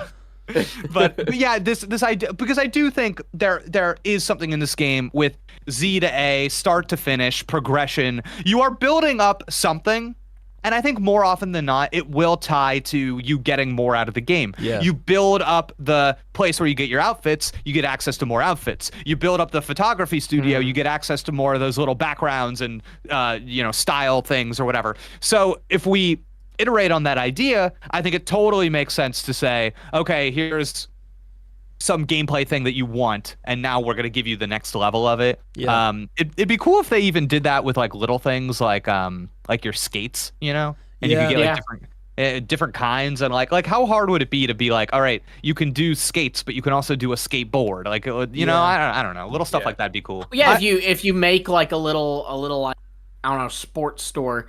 That by first building it up, you get skates. Now you get skates that go a little faster. You know. Yeah. Now they're offering classes, so you can do little tricks on your skates. You know. Dude. Wasn't that a feature? Weren't the tricks a feature in the original X? That was, yeah, they were a feature, and you could go to different characters, and like in the Lost Hotel, they'll teach you skate tricks. You know, as much as this does sound fun, but the more we talk about skates being the focal point of a Pokemon game, I'm like, no way. I'm like, the way we traverse this region is going to be through Pokemon. And actually, I think it's really fun because I haven't played the Spider-Man game, but to think that we can get a climb Pokemon and be able to climb up the different buildings that we create. A web-slinging Pokemon. Let me hold an Aria. It's Soul's favorite. It's Spidops. It's Spidops. We're gonna Ariados's already confirmed. It won't be. We're gonna be in a little basket on the back of like a Kalosian Spidops, and he's just gonna be like. And it's something we haven't talked about really quick, by the way. Is that do we all imagine that interiors will play a large role in this game? Oh yeah, correct? definitely. Okay. We'll get to go inside buildings in a Pokemon game. I don't know. Oh man, because my imagination tells me that a lot of trainer battles will be in interiors. Yeah. That's kind of what I'm thinking, like that classic, like so cool. I'm thinking classic, like Team Rocket style stuff. Yeah. You know what I mean? Like you go in you go into Silphco or whatever the heck. And I missed that. I missed that. Yes, dude. Man. Yes, that's huge in old Pokemon games. Dungeons, and dude. It just like doesn't exist in 3D Pokemon almost. Well, I think so. The big like twist that they could present, if there was like another layer to Lumio City and we get an underground, that makes sense with the power plant, right? We could be exploring the tunnels that Zygarde creates. Though I guess I'm just thinking of dungeons that could exist in this game, right? Oh, actually no, but you're just saying it could just be buildings. He's talking about inside of buildings, which is like that's true. If it's to scale, that could still be huge. I think that like because buildings part of the reason you set a game in a city, it can't just be that buildings are aesthetic in the way that trees are. You're right. There has to be a function that meets the form. Yeah. And there's a reason they're doing this. Okay. Yeah. So I don't think like every building you can go in every building. Like that's not no open world games do that. Yeah. But like will there be two buildings that you go in, and then those are like the Silphco-esque kind of building, taking on the bad team. Yeah, totally, dude. Making your way up to the top level, like why not? Why not? And I think it also contributes to the exploration. X and Y, you have the Flare base and the Flare Cafe. Yeah, so that right there. Didn't Team Flare invent Pokeballs? Or they have a Pokeball factory? There's a Pokeball factory, but it's unrelated to them. They just rob it. Okay. So I think also being able to explore these different and go inside and meet random characters that are irrelevant to the story, but that are just interesting and add context to the region. That's like some of the best parts of these. Like I feel like older Pokemon games, the pixel art ones, they feel like they're open world because there's like random people who feel like it when you're talking to them, you're like, wow, they have a whole life. They have a grandfather, and the grandfather tells a story, and this is your relationship with this person, and like I want to see more of that as well. Mm-hmm. Yeah, I agree. I feel like we gotta keep our expectations in some kind of sure, because we can dream these are all forever. possibilities. Yeah, so like 5 out of 10 of these will come true. That's how I look at it. At the end of the day, it's a Legends game, and I think what we've been pulling on are a lot of things that they've already established. So I think, yeah, it comes down to like how they're gonna just translate it into this new setting. All right, I want a percentage chance that this will happen. Well, okay. Okay. Are we ready? Okay. Zuzu Gengar. Percentage chance Golduck gets a Mega Evolution. I think that honestly, could be pretty high. I would say it's relatively high. They've never gotten a regional form, a new evolution. It's in the running. That. It's a Gen 1 Pokemon. Yeah. Also, Psyduck is, a favorite amongst a lot of Game Freak employees. I can see it. Okay. It's the ugly duckling. Because unlike you, I love Golduck, so I don't want Golduck to be like just get a regional thrown to the wayside. Like just it's a terrible Pokemon, so no one likes it. So, but a Mega would be like you can still be Golduck and be a better Golduck. I think it's time. It gets the psychic type. I think it's time. Okay. Percentage chance. Wait, no. I want numbers. I would give you numbers. Go through all. I would say for Golduck. I don't know, because right now we're having to. What's also the percentage that there are new Megas? You know what I mean? Yeah, there will be. They wouldn't announce Megas. The probability, right? There'll be new Megas. There will be new Megas. I agree. I think if they didn't end the trailer with that Mega symbol, I would say I don't know. Yeah. But because they did, that's too much. Yeah, that's they're too telling much. you speculate, right? I would say. Did y'all see the meme? I don't know who made it, but Koo posted it where like it was the Power World stand and it's completely empty, and then Game Freak has the Mega Evolution symbol above, and they've got like a big line to it because like everybody was like, "What's Game Freak gonna do about Power World?" And they just go, "Mega Evolutions are coming back," and everyone's like, "Oh," Yeah. 100%. But I will give Golduck 15% because I do think I do. 15? Listen. Well, if there's that's pretty good. I think. Hear me out. Oh yeah, I think so. Yeah. 15 is great because again, you're factoring probability of there being new. Yeah. But if they're revisiting Gen 1, so many Gen 1 Pokemon have Megas already or haven't evolved that would make it if they get a Mega, it's not Gen 1. Like Steelix getting a Mega, that's nothing for Onix because Onix evolves into Steelix. True. So my thought process is, if they're looking at Gen 1 Pokemon, and I imagine they're going to give out a Mega, I would think Jinx is first place just because of the cry. But explain that to Jake. Explain that to listeners. Wait. Jinx has a higher chance. Yes, than explain Gold. it. We have evidence. We have evidence. This isn't a theory. Jake, listen though. Don't worry, why Jinx has a high chance.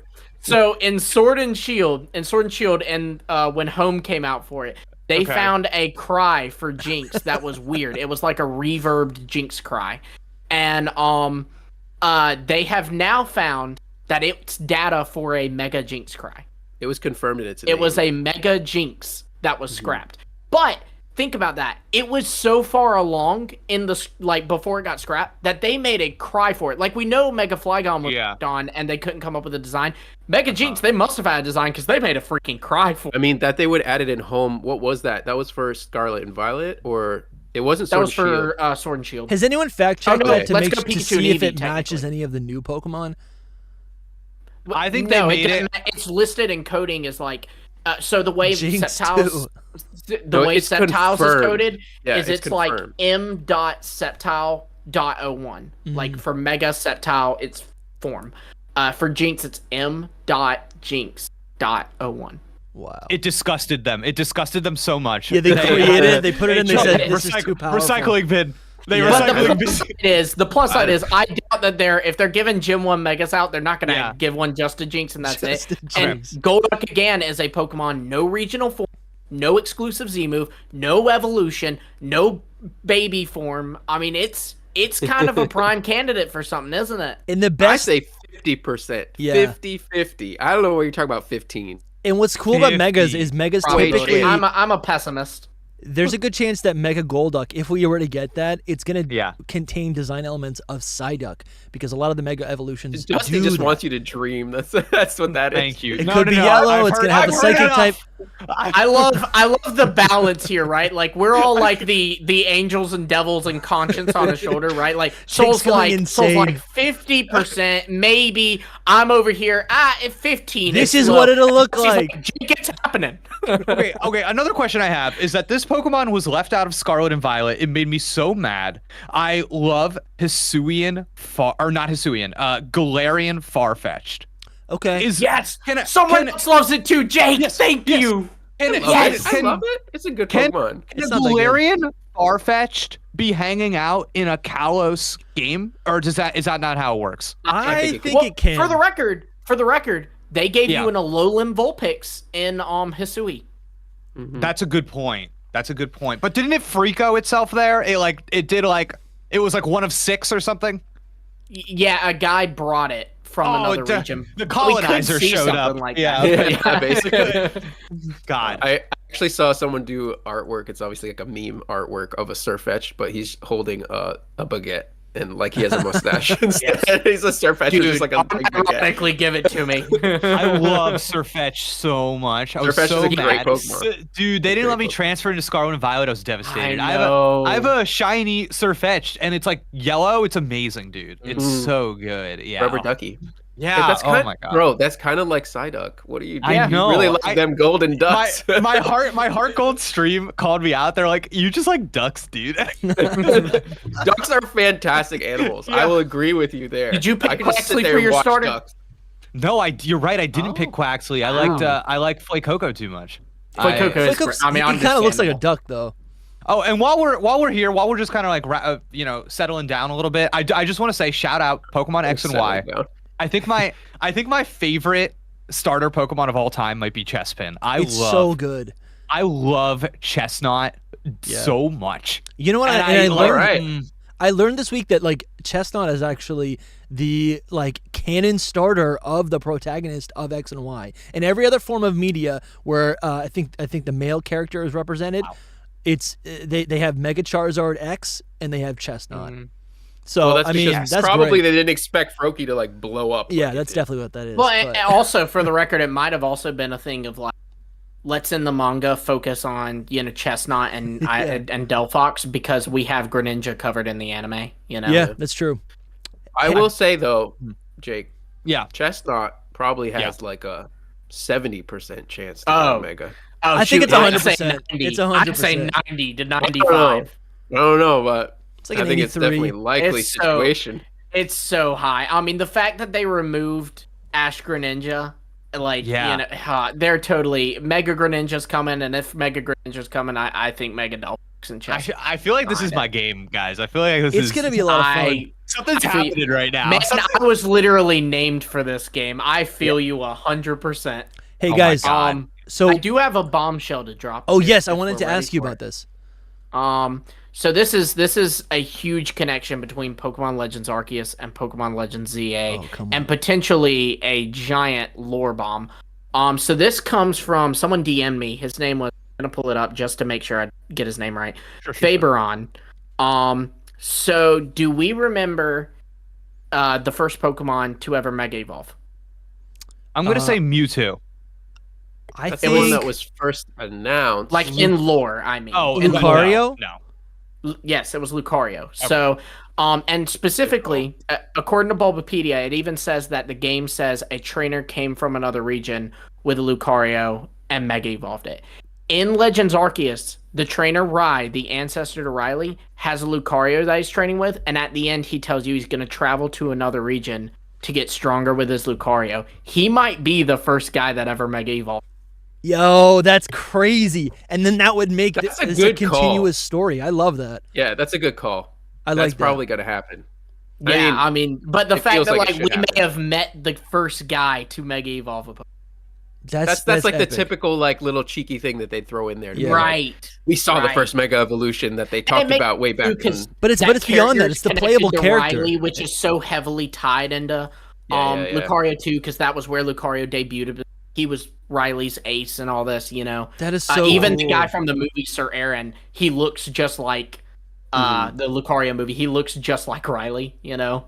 I was gonna say this before when we were talking about megas and Gen 1 Pokemon getting them. I think we could see like a lot of repeat megas. So like the whole like Mega Z thing, like I can see Lucario getting a Lucario Mega Z instead, like another one, because it already has Lucario Z, Mega Charizard. It already Z. has its one Mega, so then it'll have another Mega. You know what I mean? We can see like repeat. And the source ones. of that energy is maybe caused by something else rather than the Mega Stones. Maybe it's caused by Zygarde's power. Maybe it's caused by whatever is in the ecosystem. Too could just be it could because you could just give him Lucario Knight Z. You know? Yes, exactly. Yeah, exactly. Yeah. Right. Yeah. Do we think that they're gonna keep that? By the way, because there's a part of me that's like, man, we might toss that mechanic because we don't do Hallowed items in Legends Arceus. We don't do. That's so true. And we don't do Hallowed items in Let's Go, which I think is secretly the first Legends game. Tell no one. I agree. This has been going around in the community, and I'm like, we already got Legends Kanto. Yeah, okay. I've seen a few people say it, and I'm like, we got Legends Kanto. It was Let's Go. That was the first secret thing. Legends Meltan. Like it was. So the theory is that it was maybe Let's Go was meant to be. You know, before they called it Legends, they were like, "This is the concept. This is the idea where you." It's the same. It's the same kind of thing. I even said it when it first came out. I'm like, guys, this is our Let's Go 2, because at the time everyone was like, we're getting Let's Go Johto. Even then they were saying that, like we're getting Let's Go 2, and this was kind of it because it's a different way of catching Pokemon. Yeah. And that's I think what it is that it's the philosophy of there being a game alongside the like main games. It's like, okay, what is our philosophy for what those games have? Because it can't be exactly the same, right? So it's like, okay, what are we? So you see a lot of ideas carry over from Let's Go to Legends, because it's like, okay, how far do we go? How close do we get to a normal Pokemon game without it intruding on that? But absolutely. The whole other thing with it, just one thing is that they were like, if it's successful, we'll continue on like as a series. And it's kind of like, that's what they tried that. And then they were like, oh, well, let's try something else. And a little something else, and it's just like they continued on as a series with Legends now instead. So it's kind of, it was the first prototype, let's say, even of it. Anyway, my hotter take would be Let's Go is what happens when you let Masuda make a Legends game. Whoa, possibly. Kind of, yes. I feel like if Let's Go is just an action game and it didn't have the throwing mechanic, I guess, is that the only thing that would really make it different? I guess, I mean, the art style is so drastically different, but dude, I would love to go back to Kanto and see it. Maybe not in the scope that we're going to see Legends ZA, but to just see it in an open area place and from a different perspective would be so much fun. I think Kanto is so underutilized.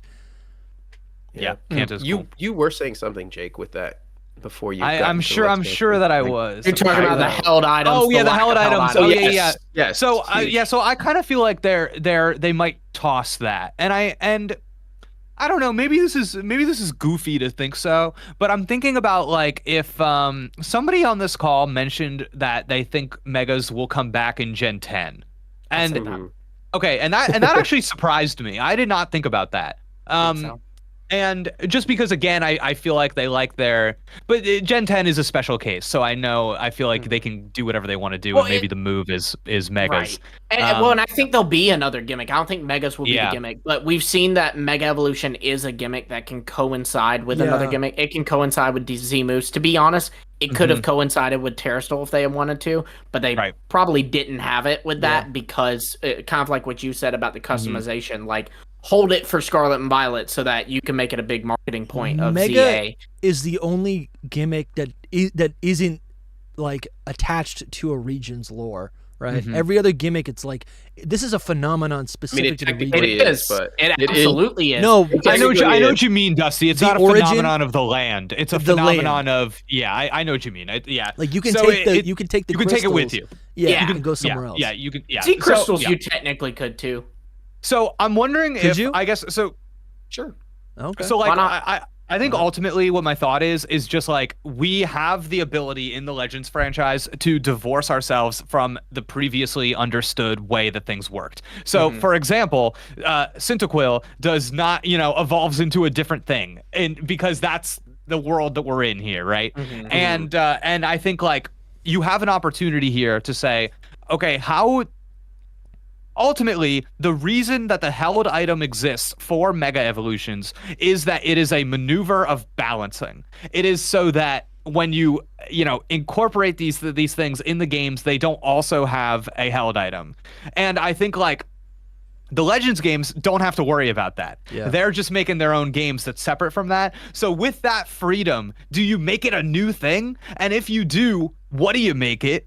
And like, what is that more interesting or compelling than doing it with the item? And I don't know. I think that's really interesting because it's like I think in theory, we still all imagine it to be something that happens on a per battle basis. Yeah. I think it is still like what we understand Mega Evolution to be. But what would be like the most compelling way to remix Mega Evolution? I'm really not sure. I really don't know. Yeah, I think doing it is like for example, we talked about this a little bit last week. I don't even know if it was in our live stream or if it was in our episode that followed.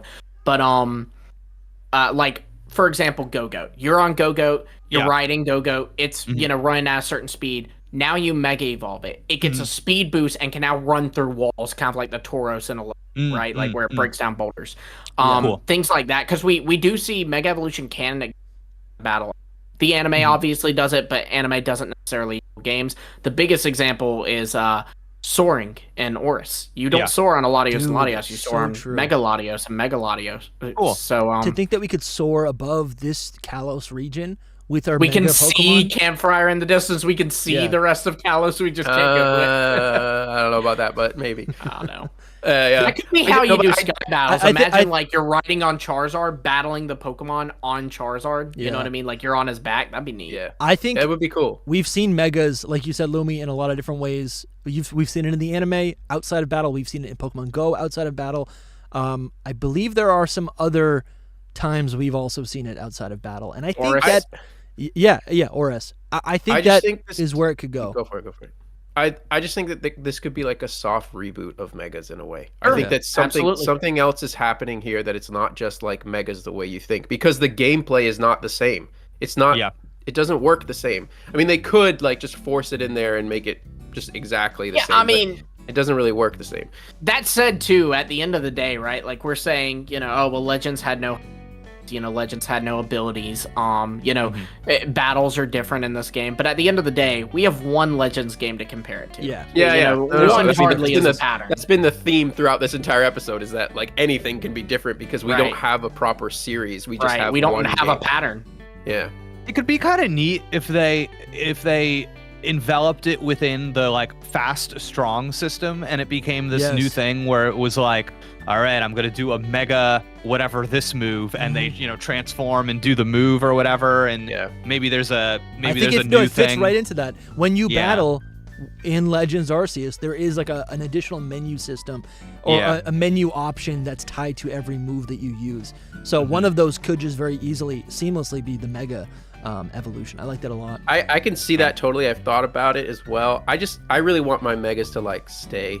I don't want to like. Yeah, you want to interact with them over that tiny 2 seconds of a battle. I think it could be special. Well, I think interact with those Mega evolutions.